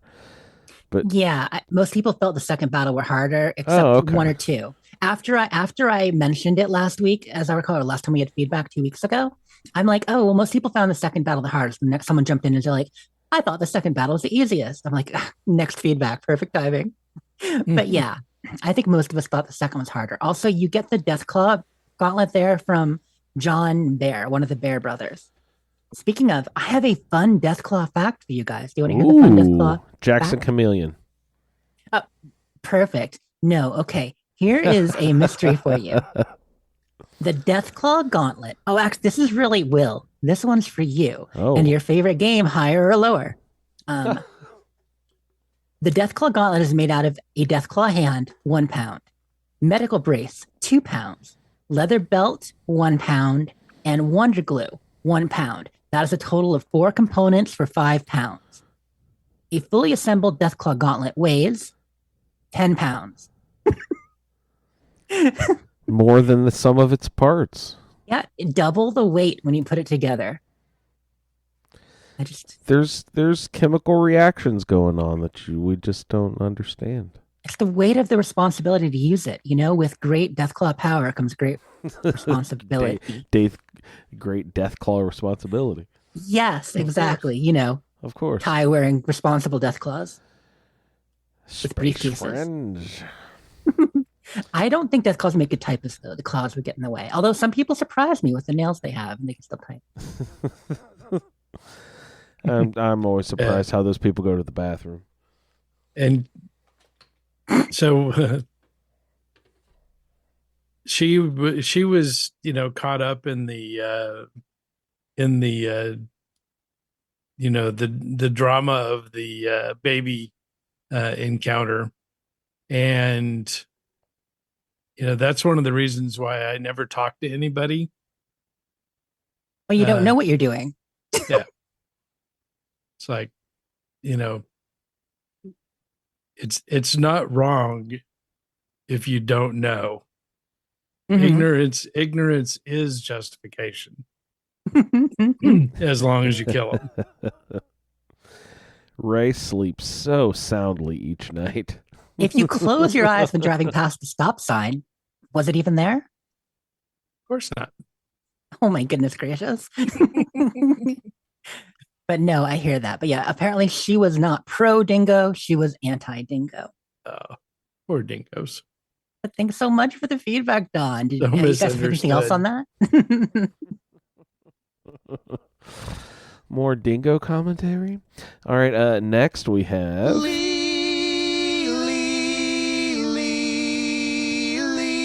Greetings, Fallout family. This is Lee Benjamin in Fallout 3 presenting Kalmata the Brute's journey. Free woman Kalmata knew that she was free in name only until Lord Asher followed through with her rumored freedom. No one was very helpful in showing her the way to Uptown, but she figured that there would be a message scrawled on a wall somewhere that would guide her. After wandering around a while and getting lip from the guards, she found a scrawl near Medea's house guiding her to a gateway and stairs upwards. Proceeding upwards, she came to Uptown, now to find haven. Casting about, she encountered many guards that she had not previously seen. O-Dog told her that the guards aren't special, just a higher grade of sausage, but he's grade A in the pit. Red Up implied that he had also fought his way out of the downtown to be in Uptown. Duke told her that nobody got to Uptown by playing nice. On the upper scaffolding, she found a community room that had an unoccupied bed where she rested to heal up. Another guard named Phantom told her now the hard work really starts, and talked of raiding caravans. He also revealed that he could cure her radiation poisoning and gave her a rat away. Oddly, this was a freed service. Another guard named Squall said that she had seen her fight and still promised to take pot shots at her when she got the chance. Lulu spoke of Lord Asher's keen eye, which must have seen something in her, then gave her food. Lastly, she met Vilika, who assured her that you're not equal. Finally she found haven. Somehow hope flowed into her and lightened her heart. Walking slowly forward, she crossed the bridge made of the now familiar chain-link fencing and processed to the effigy of a man made of sticks of wood that looked like it would burn well. Passing under the effigy, she came upon the sight of the not-so-pearly gates and was not greeted by St. Peter, but by two typically sarcastic pit raiders who had no interest in keeping her from entering the towering edifice. She proceeded inside. Again, there were no guides and no sense of anything holy about the place. She had to walk about until she found a shuttered box that promised to elevate her into the upper reaches of haven.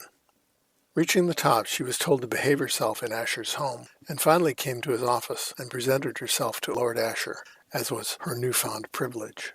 He was not atop his throne, but rather within it, the much-abused and maligned power armor, a relic of his decades-old time with the Brotherhood of Steel. Lord Asher congratulated her for her accomplishments and asked her about her wishes for her future. She revealed that she knew Werner and that he had brought her to the pit to aid in his fight against the oppressive Lord Asher by giving her the quest of stealing the cure and aiding in the overthrow of the mighty Lord. Lord Asher stated that he appreciated her honesty and asked what were the intentions of his new champion, adding that she should not be intimidated by his mighty auto turret behind her. To wit, she told him that she was considering switching to the side of his magnificence, but would like to also know more of his intentions. And Lord Asher was pleased. He invited her to meet his betrothed, the astounding Lady Sandra, and ask of her what she knew of the cure. Thus it was that Kalmata proceeded into the presence of Lady Sandra. For Lady Sandra was the instrument through which the cure for the pit's plague that took some of the people and transformed them into the vicious beasts known as the Trogs would come. The Lady Sandra was willing to share the path that she would take to synthesize a cure suitable to remove the scourge of the Trogs and return the pit to its former ancient glory as a shining beacon in the wilderness. For along this path the people would themselves become more healthy, and their offspring would no longer carry the mark of the Trogs. Through this effort, all the people would henceforth thrive and procreate to repopulate the city and thus remove the taint of slavery from the land. With a wave of her hand, Lady Sandra directed Kalmata to rest her eyes upon her child Marie, and behold, the cure. Kalmata was suddenly hit with a realization and blurted out, "I guess this isn't just bring your daughter to work day," and the moment was lost. Sandra laughed and explained that her research had shown that Marie possessed a natural immunity to the local combination of radiation and the ancient chemical pollutants in the area, and that she should be able to synthesize a vaccine using the child's natural antibodies that could then be used to treat the general population. Sandra then directed her to go help Asher and let her proceed with her testing. Kalmata wished her the best of luck and walked into the hallway to think about the current situation. She decided to take the long view, and some of her faith in the world returned. If Asher and Sandra could find a cure for the Trog plague, there was a chance that the people of the pit would be given it, and that slavery would eventually end. She didn't think that it was her place to remove all hope that the pit would ever change. She decided to back Asher. Asher directed her to return to downtown, find Werner, and remove him from the pit. Kalmata recognized the ambiguity in his statement and told him that she would do as he asked and headed back to downtown. From her experience in the pit, she knew there was only one way to find Werner, and that was to ask Medea. Working her way out of Haven and back to downtown, she knocked upon the door of Medea. Medea was wary of the champion, and when told that the quest she had been given did not include information that solving the problem of the slaves included kidnapping. Medea stated that making Maria hostage didn't matter in their quest to both gain the cure and have the leverage to end the reign of Lord Asher over the slaves. When asked about Werner's location, Medea refused until the champion had to threaten her. She then revealed that Werner could be found in the southwest corner of the steel yard near a blue-lit door. Medea bid Kalmata away and assured her that Werner would put her in her place. She oddly added the warning that she should watch her back out there, undoubtedly so that Werner would have the pleasure of ending Asher's champion. Kalmata then headed to the steel yard to find the high place marked by the blue beacon. Behind the door was Asher. He was rightly pissed that she would return to him not with the cure, but the news of her betrayal. In all his rage, he suddenly crumbled, stating that he was done with his quest and would leave the pit. On his way out, he called Kalmata a coward. She took the insult for the shade it was, as he had just displayed his own cowardice. Kamada returned to Asher and reported that she had indeed removed Werner from the pit. Asher then told her that he would return the pit to so-called normal while Sandra completed her research, and they worked together to rid the pit of the dreaded disease with the goal of eventually releasing the cure and the slaves and rebuild the pit into a thriving metropolis as in days gone by. Kamada asked Asher about his past with the Brotherhood of Steel and their scourge against the pit. Asher told her, "The Brotherhood is lazy, so during the scourge they found it easier to loot the city and leave the rest to rot. The Brotherhood is obsessed with the past and doesn't see the future potential of a place like the pit. I was left to die, but I saw the potential and used it to put the pit on a road to a better future." Kamada's trip back to Megaton was uneventful, but provided plenty of time to think about the things she'd done to return. Reaching her own home and her own bed, she then devoted the next 12 hours to blessed sleep. This concludes this chapter of Kamada the Brute's journey. Thank you, Mr. Lee. Was Kamada always referred to as the Brute? I believe he started that maybe his third or fourth feedback. Okay. I don't think it was the whole time. I thought maybe there was a recent promotion involved. I didn't gather. It's great, Lee. Thank you so much for your feedback, sir. Always love listening to it and following along in the Discord. For anybody who maybe doesn't really chime into the show, listen to the podcast form. Want to experience in a new form, hop in and listen to us live on the Discord every Friday night about, 10, 11-ish East Coast time. But you can always see Lee post some pictures about his adventures, about the feedback that you're listening to, which is kind of a neat sort of a multimedia event. Yeah, we've had a number of people pop through tonight, some for a little bit, some the whole time. Oh, great. That's been great. Lee's pictures this week, I really enjoy seeing his view of the pit, some of what he did here. In fact, it never occurred to me before, but looking at these, the pit kind of reminds me a bit of, and I don't know if half our listeners would have played, but Morrowind, the city of Vivek, the size of the buildings, the busts on the walls, like everything brown. I never realized how much it reminds me of Vivek before. Ray, how far back did you go in the Skyrim series? Skyrim -1. Skyrim Special Edition. Skyrim -2. You played Oblivion for a bit, didn't you? Only after. Yeah. Oh yeah, yeah. Well, and never only the Dark Brotherhood and Thieves Guild. So you've never played? What are they? Daggerfall, Arena. I'm not going to remember what they're called, Jess. No, you're doing fantastic. Keep going. I can't. Arena, Daggerfall, Redguard. Redguard. Morrowind. Okay, Morrowind. Yep. Redguard. That's my favorite. I can't believe I forgot that. Well, that's kind of an action adventure. It's not considered a mainline game. Oh, it's not. Okay, it's the tactics of the Elder Scrolls series. Ish, sure, yeah. Yeah, but it was, it was one of Todd's great ideas that he it was just something really different that they did. And oh, you mean Fallout TV show executive producer Todd Howard? Yeah, that Todd Howard. Have you heard of him? No, I have no idea who that is. Do you see? Oh, he took some great. There were some great pictures of them all snazzed up there, and he was wearing a suit at the red carpet premiere. It looked great, but pictures of like him and Tim Kaine and just. Fergus and Emil was there. Love Todd Howard. I think he's so dopey dreamy. Brian Fargo was there. Just a number of the Fallout creators together in pictures was really cool. Sweet. Always love a good promo red carpet. I've never been to one of those events. I don't live near Los Angeles. I mean, for anything, you've probably been to premiere or like a premiere screening. I've never been to a premiere. No, never have. Album launch premiere from a band that you followed or worked with. Oh yeah, I've been to an album release show, but that's nothing. Red carpets. Yeah, they roll out the red carpets at the local punk bar. Oh, goodness. Lee, thank you so much for your feedback. We have one more feedback for this evening. Vanessa wrote in, and Jess and Vanessa had a nice conversation about the Fallout show that we'll probably be discussing here in just a little bit. So let's go ahead and check in with Vanessa. Fallout feed. This is Vanessa just checking in with latest update on my character Ellie, who's halfway through the quests in the pit. Having won her freedom by fighting off 3 rounds of opponents, Ellie made her way through Uptown, picking off a few raiders along the way. Old habits died hard. She really shouldn't have been shocked that the entrance to the Slavers' HQ was by walking under the statue of a chained slave.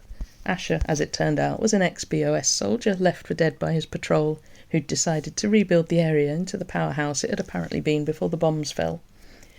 She discovered that Werner was his former second-in-command, and Ellie had a sinking feeling. Asher tried to convince her that his actions were necessary and for the greater good, and so on and so forth. Before they could finish their discussion, he was called away to a disturbance outside, leaving Ellie to try and locate the cure. She picked open his safe, but drew a blank, although she did grab a holotape. Perhaps it at least contained useful information. Heading to the next room, she found a little science lab and was horrified to find that the cure was a baby girl, engineered to be genetically immune to the virus. What the hell was she supposed to do now? She panicked and grabbed the child. The mother shouted at her. She panicked again and shoved the baby back to her parent. She ran outside, dodging fighting between slaves and slavers, and returned to Medea to inform her of the nature of the cure, only to find that her and Werner knew all along. For some reason, they didn't think preparing her for this discovery would be helpful. Medea grew increasingly hostile. She refused to give Ellie Werner's location and launched into an attack, despite being unarmed. A note in her possessions revealed Werner's hideout. Ellie's head swam. Should she have done something differently? She'd doomed the slaves to more years of suffering, most likely ending in a disease that left them reduced to... well, she didn't really know what they were reduced to. But she could hardly hand the child over to be experimented on by a former slaver and his sidekick. At least the baby's mother had seemed genuinely overjoyed to have her daughter, regardless of her medical usefulness. She was highly doubtful that any cure would be shared with the slaves, but it was done now. Entering Werner's lair at the back of the steel yard, as soon as he demanded that she hand over the brat, she knew she'd made the right choice. This man was just a 2-bit raider after all. He was never going to lead the slaves to their freedom, never going to distribute a cure, even if by some miracle he was able to create one. She returned to Asher, who claimed the cure would be distributed to all. She was doubtful, but there was no good outcome here, and all she could think was that she needed to get out of this place as quickly as possible. Back in the wasteland, Ellie's mind turned over the events of the pit continuously. She eventually allowed herself to play the holotape she'd taken from Asher's safe, and was somewhat relieved to find him stating in there, in what amounted to a private diary, that he did indeed intend to share the cure with the slaves.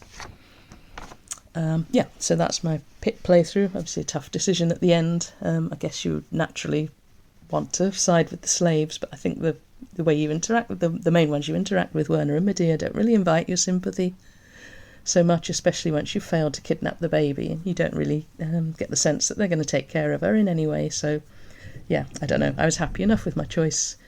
I did check on the wiki, and apparently if you go back you'd find one of the other slaves is looking after Marie, so I guess maybe the other choice isn't as bad as it might seem in the first instance. Other than the pit, I've just been pottering around the wasteland. My lone wanderer is too traumatised by what she's just been through to do anything more focused, so I finished up the last chapter of the Wasteland Survival Guide, so I got the second level of the perk reward there. I must have missed some optional objectives. I thought I'd got them all, but I probably wasn't keeping track early on.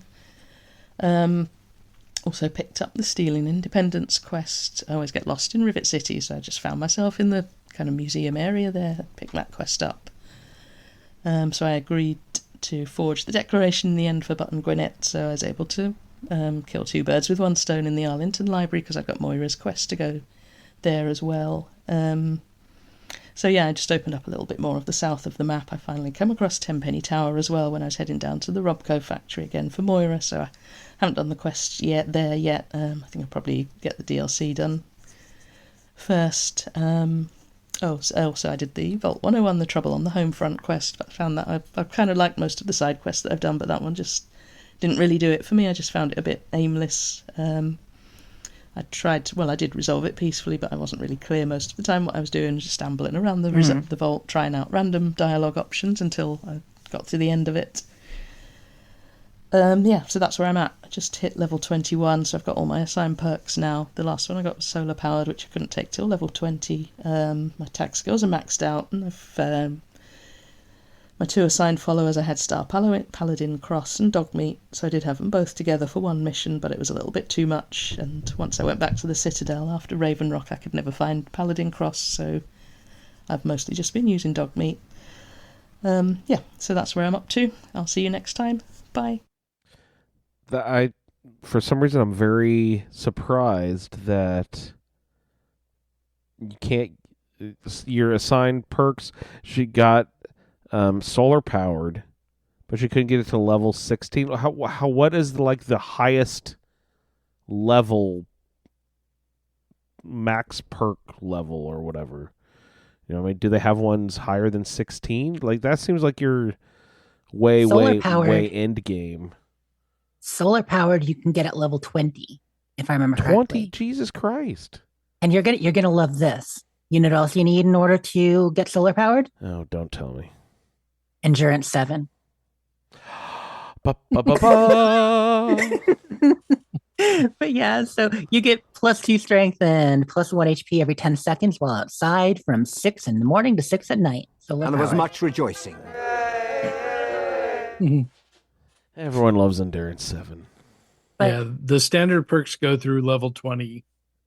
And then there's perks added by the various DLCs. Are those above 20? Good Lord. Yeah, so the Broken Steel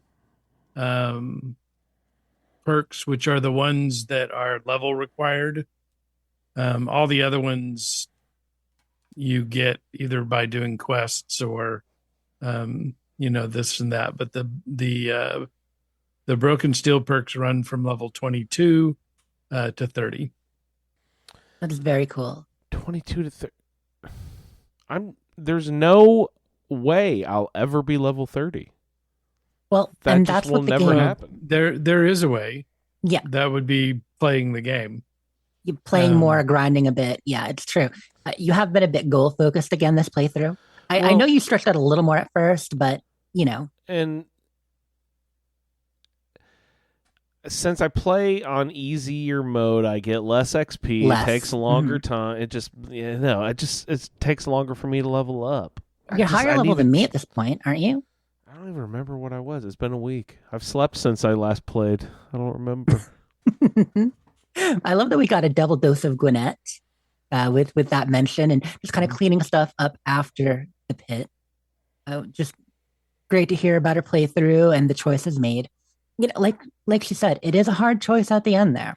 We've all got our justifications.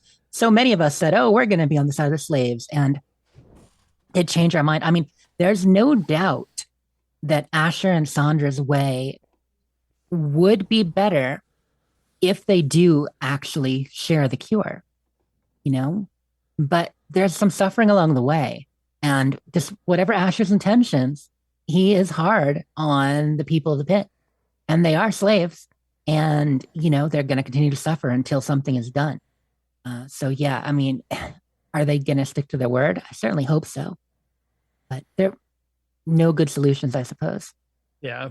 And, if he was really all that altruistic, then, he wouldn't have been treating him so badly for so long. Yeah. If they wouldn't have to have been slaves. They could have been, people invested in the outcome. Right. With a little bit more to their name. I mean, maybe the people at the top would have wow, okay, we're getting some real societal parallels here. But yeah, it just, the structure doesn't make a lot of sense unless he's just looking to profit. But, the bottom line is Werner's an absolute jerk. He is such a jerk face. And, so I was, so happy to put a sword through him at the end. Mm-hmm. He deserved it. Told the guys in chat, Werner's our blue light special. cut him half off.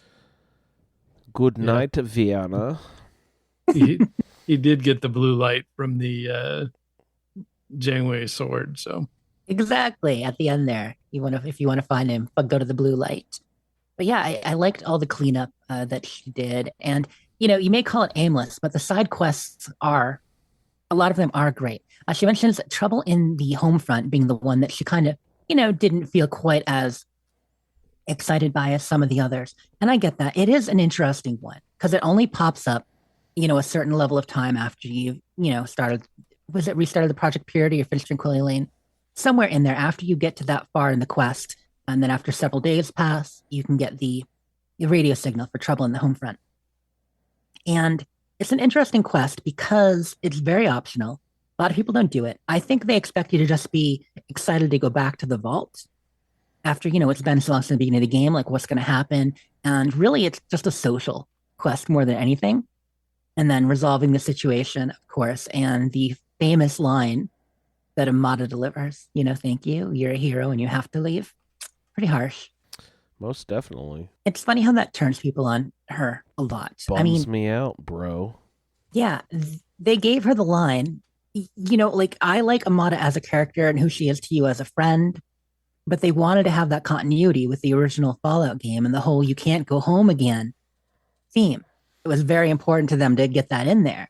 But the fact they had to make Amada the one to deliver it, that's just hard. Yeah. Totally. All right, that's another great batch of feedback, everybody. I'd like to thank everyone for submitting. Leon, Eric, Nana Janet, Matt and Nikki, Dawn, Lee, and Vanessa. Thanks, everybody, so much. Looks like we are about to roll into some iguana bits. Jessica, to the office, please. Jessica, to the office. Your iguana bits are ready. Please come pick them up. Would you like to buy an iguana? Oh, no, Jess. No, I can't. I'm full. I've got enough iguana bits this week. Oh, my God. Pull this tray away. I can't stop eating them. Like yum, yum deviled eggs. So, a couple of iguana bits for y'all. Feed me. And I'm not really going to talk about the show. I mean, I will a little bit, but we'll save that for later. Here's the iguana bits have for you. Jonah Loeb, friend of the show, amazing artist and creator. Friend of the show. He doesn't know. He's been on the show. Doesn't he? Do you think he knows the name of the show? No way. Yes. No but he way. recognizes it when we comment. He's like, oh, the follow feed. He knows us. Anywho, he did a new video, and it's about creating the creatures of Fallout 3 and 4. It's up on his YouTube channel. He just posted like 2-3 days ago. Wonderful. It's about a 25-minute video. Great watch. I love his stuff. He did about 1.5 years, 2 years ago, the Hey You're Finally Awake video about the making of Skyrim, where he talked to some of the original artists and people who worked on the game. That was excellent as well. But yeah, it's a great video.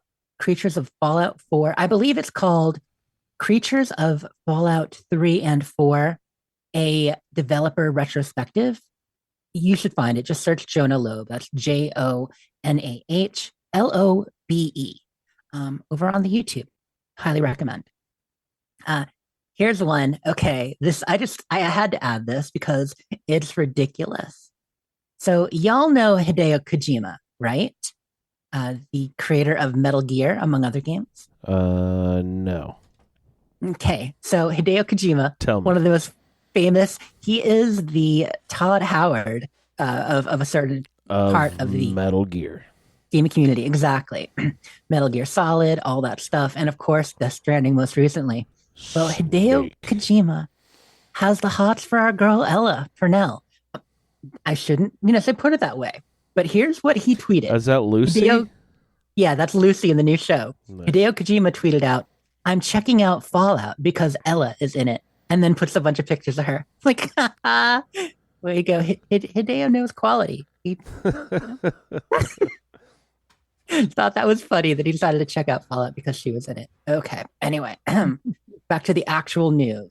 The Fallout 4 Next Gen update was announced, answering that perennial question on the mouths of fanboys everywhere and some fangirls, but we mostly have a little more restraint. I'm just saying.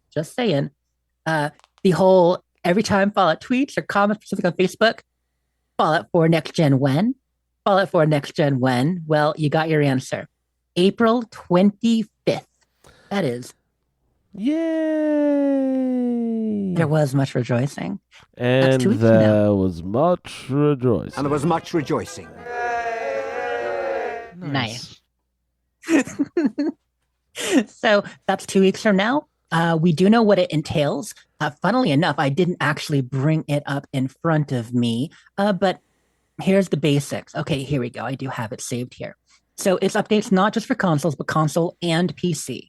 It is kind of falling in between, right where we thought it would. It's not a full Skyrim AE type release, which, that was the hope. But we also knew it was a free update, so it was unlikely because we would have to, pay for Skyrim AE. That took a $20 upgrade, and they already said it was going to be free, so it wasn't going to happen. But here is what we get. So the free update includes a native running application for PlayStation 5 and the Xbox Series consoles. By native, they mean it's a new application for them that is designed to run on that system exclusively. It has performance mode and quality mode settings, so you can choose if you want higher FPS or higher graphical fidelity, which means they are going to be adding new textures and graphics settings and a bunch of stuff with that. We don't have the breakdown on details exactly yet, but it's a really good setting to have. Stability improvements and fixes. So we assume stability improvements mean it won't crash as much around Good Neighbor and Faneuil Hall and stuff. That crashing had gotten really bad the last couple of years on Xbox One and Series S. So you've got that. You've got Quest fixes, and they say login fixes. I'm not sure what the login issues were exactly. It could be on some systems there was an issue. So you do have to own Fallout 4 on the device you're downloading, but it will be a fresh, full download on the next-gen systems. Additionally, there will be an update for Xbox One and PlayStation 4 as well. And in that update, so even if you don't have the new series consoles, you're going to get a stability improvement and Quest fixes in that as well. So even if you're not on the new systems, next-gen systems, you will still get a benefit. Additionally, and obviously, Ray and others are kind of thinking right now, I'm not going to be at the level of my Fallout 4 install. Well, for PC players, you're going to get widescreen and ultra widescreen support built in natively, as well as fixes to the creation kit. So there's some good bonuses there that may help people creating and updating mods, and a variety of Quest updates. Again, they don't detail what, but at least it'll be native widescreen settings. Right? Are those probably already available with just a few any tweaks or something? Yeah. Okay. But still, going to be native, which makes you wonder if there will be built-in DLSS or something too. They don't say that here, but I would think they would add something like that if they're going to ultra widescreen support. Well, my favorite part of the update is the port over to Switch. Finally, Fallout 4 on Switch. I'm so excited that And they finally you are got around to denied, that. Oh, sir. fuck me, Sir. God damn it! Wait for your bits to be served before you count them. Okay. But if you do have Fallout 4 on Steam, Microsoft Store, or GOG, you're going to get stability mods and bug fixes regardless. Japanese and Chinese language players are getting stuff. If we have any Japanese or Chinese listeners, they're fixing your Bethesda Net login issues that have been plaguing you for, almost 2 years now. And oh, yuck. One of the most exciting things for PC players, Steam Deck certified. Baker is pumped. Yeah, a lot. We got RTZ has a Steam Deck. A bunch of our friends have Steam Decks now. So it's kind of like the Switch, except a PC. Yeah, it's kind of like a Switch, but actually plays complex graphical games. So we are going to get some Creation Club content as well. And it is still called Creation Club at this point. So we knew that there was going to be unreleased Creation Club stuff coming out with this. I'd hoped it would be more than a handful. It's just a handful. But we're going to get the Enclave Remnants, which brings the Enclave into the Fallout 4 storyline. There's a new quest called Echoes of the Past involving the Enclave. Enclave weapon skins, Enclave armor, Hellfire power armor. Some great stuff. I thought we were done with these motherfuckers. You can't keep a bad man down. We've also got the Makeshift Weapon Pack, which is a fantastic bunch of fun guns and weapons to bring in. There's a leaf blower weapon. There is a piggy bank weapon. A leaf blower. Yeah, That's it's hilarious. pretty redonk. I love it. And also the Halloween workshop. It says leftovers from an ill-fated Halloween party thrown by the New England Technocrat Society. These 38 new Halloween decorations include witches, cauldrons, ghouls, and more. Decorate for Halloween or make your settlement spooky all year round. Did you say technocrat? Technocrat, yeah. Nice. I don't know what the Technocrat Society is, but apparently they like Halloween. It's a neat name. Mm-hmm. So yeah, we got a date. It's April 25th.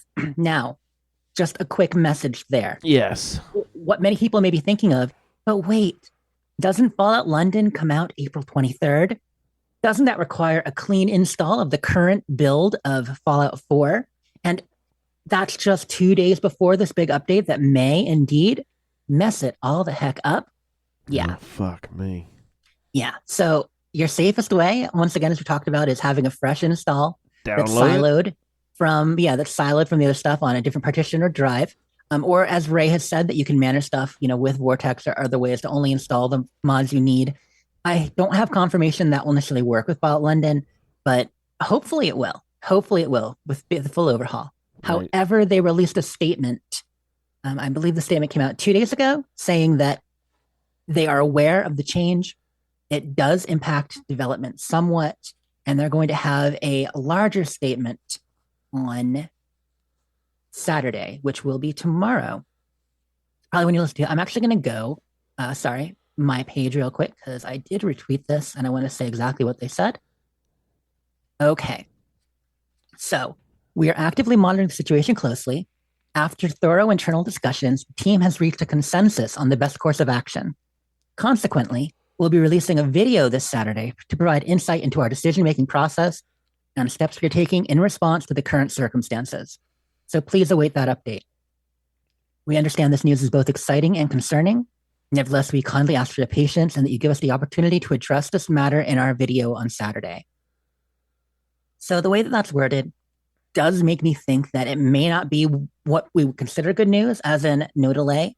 They may have reached a consensus that we are going to wait, see exactly what this does, and make it fit.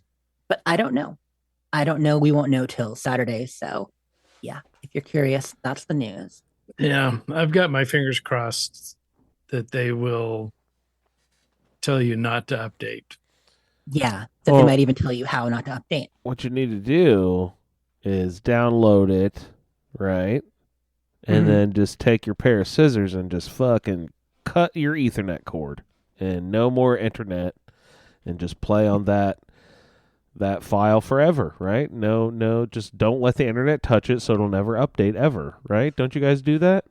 Oh, Fallout London is DRM free. It's not like they're going to be, using Denuvo or some nonsense. So no, I've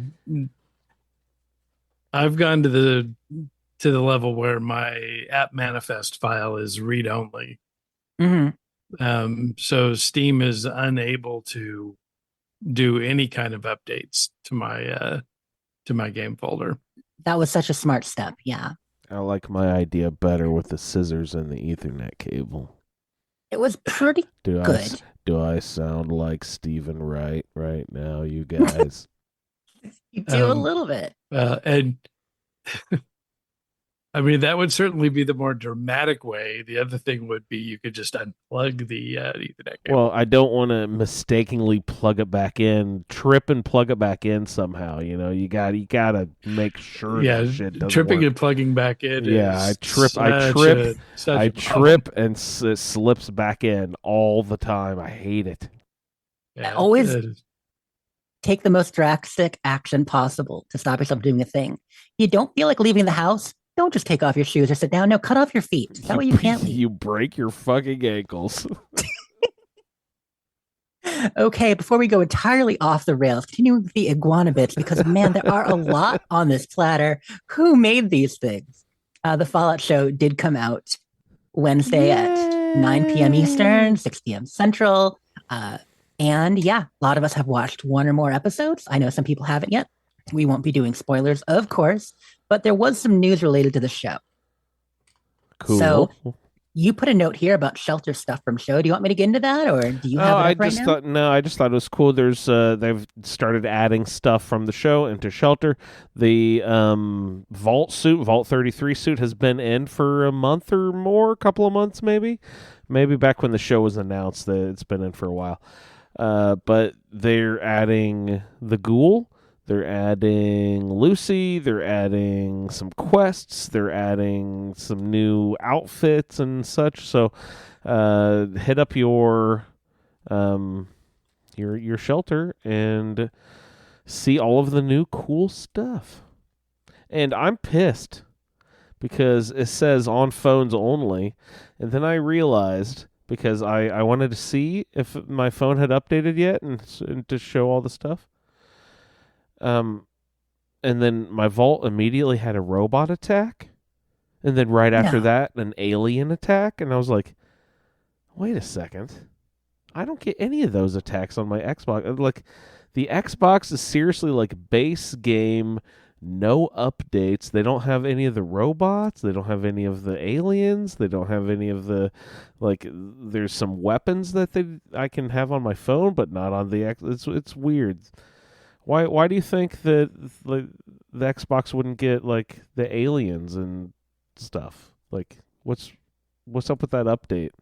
So they've made it a little bit better, but it does take there's a lot more steps to rolling out an update on console, both Xbox and PlayStation. Really? Yeah, I think it has to do with the certification steps and a few other things that if they were actively maintaining and working on the app, they probably could do it without a whole lot of trouble. But I imagine that the team is just focusing on the mobile apps, and so that's probably where the majority of players are. Well, I mean, as we all know, the Xbox is the actual platform the game is meant to be played on. True. I mean, every screen is an Xbox. Sarabon quote. Yep. So that's all I had for that. That was much longer than I actually intended on commenting on that. Just awesome. No, it's great stuff. New stuff in shelter, guys. Additionally, this is a bit misleading, but Fallout First memberships are free until May 9th. I'm sorry, 50% off until May 9th. Not free. Fallout First, 50% off. All right. Here, I was going to say hypothetical scenario, but it's not hypothetical because it really just fucking happened. My thing renewed for the year with the full charge the day before they announced the 50% off thing. Like, is there any way you think I could contact them and be like, hey, guys, I was thinking about canceling, but I want that 50% off deal now. Yeah, let me explain why it's not exactly a great deal. Okay, I'm not going to say it's a scam, but it only applies to the first month that a full-time subscriber purchases. So you can only purchase a month at 50% off, and when they give us the free Fallout First, it's usually for 2 weeks. So neither one is as great a deal as it sounds. 1 month at 50% off. Screw them. Mm-hmm. It would be a little bit nice, in my opinion. However, that said, right now, you can get Fallout 76 free at the moment. You can try it free, I believe. I don't have the date in front of me. I think it's until the 10th. Yeah, okay. It's a free play week.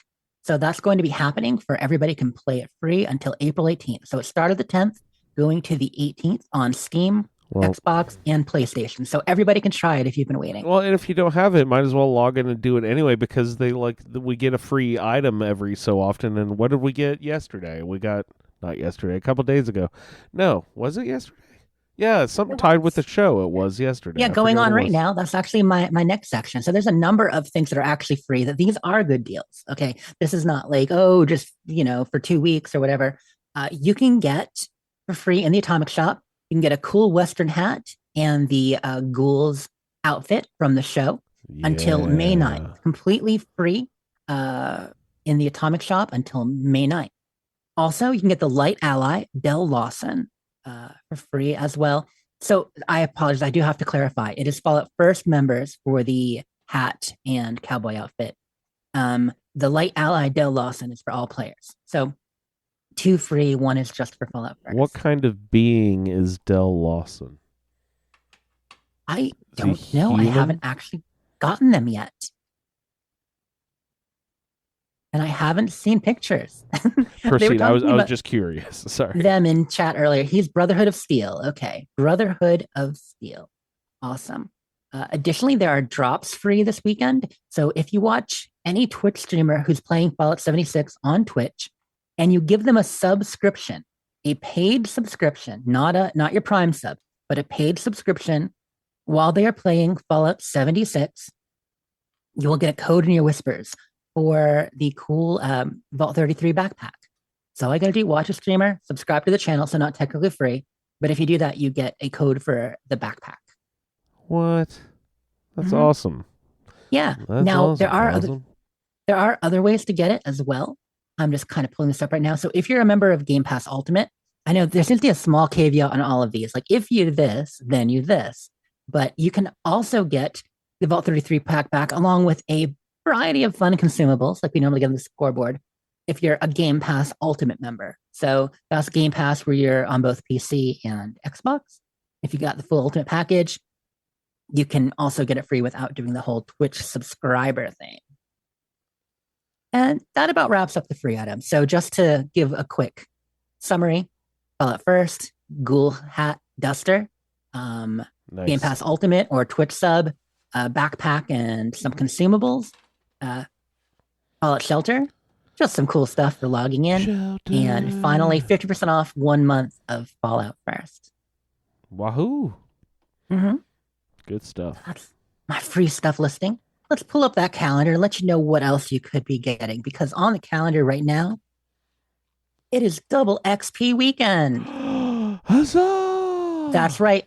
Bethesda knows you are glued to your screens and obviously you're not playing games, you're watching the Fallout show. But when you're done, if you log into Fallout 76, we're having a double XP weekend right through, I believe it's through Tuesday again, like usual. Yeah. Until April 15th, tax day. Good times.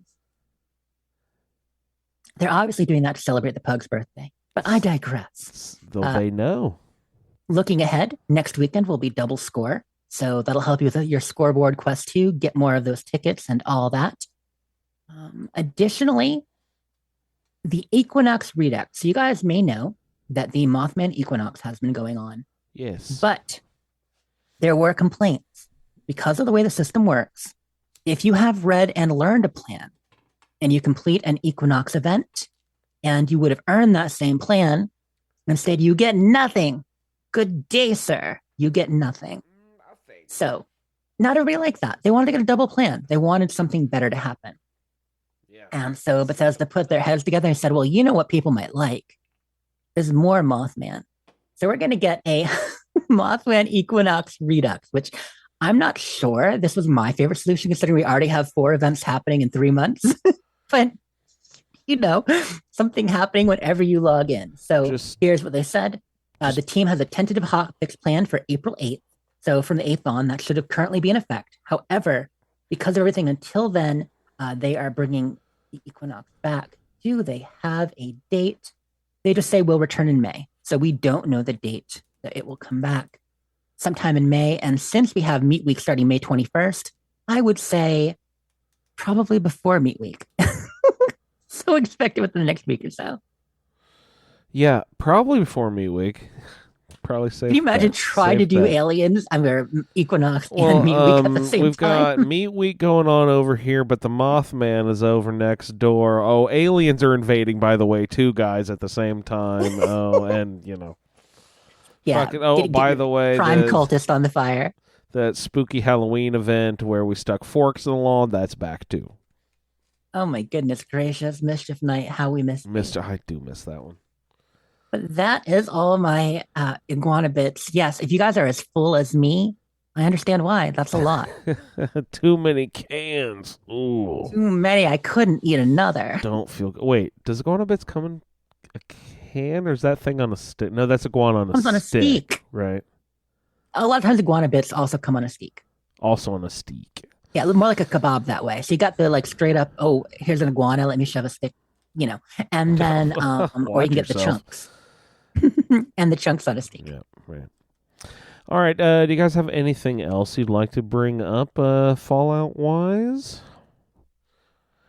Well, Good in here. that case, I'd like to invite everyone in the Discord to stick around if you'd like to listen to our thoughts about the new Fallout TV show.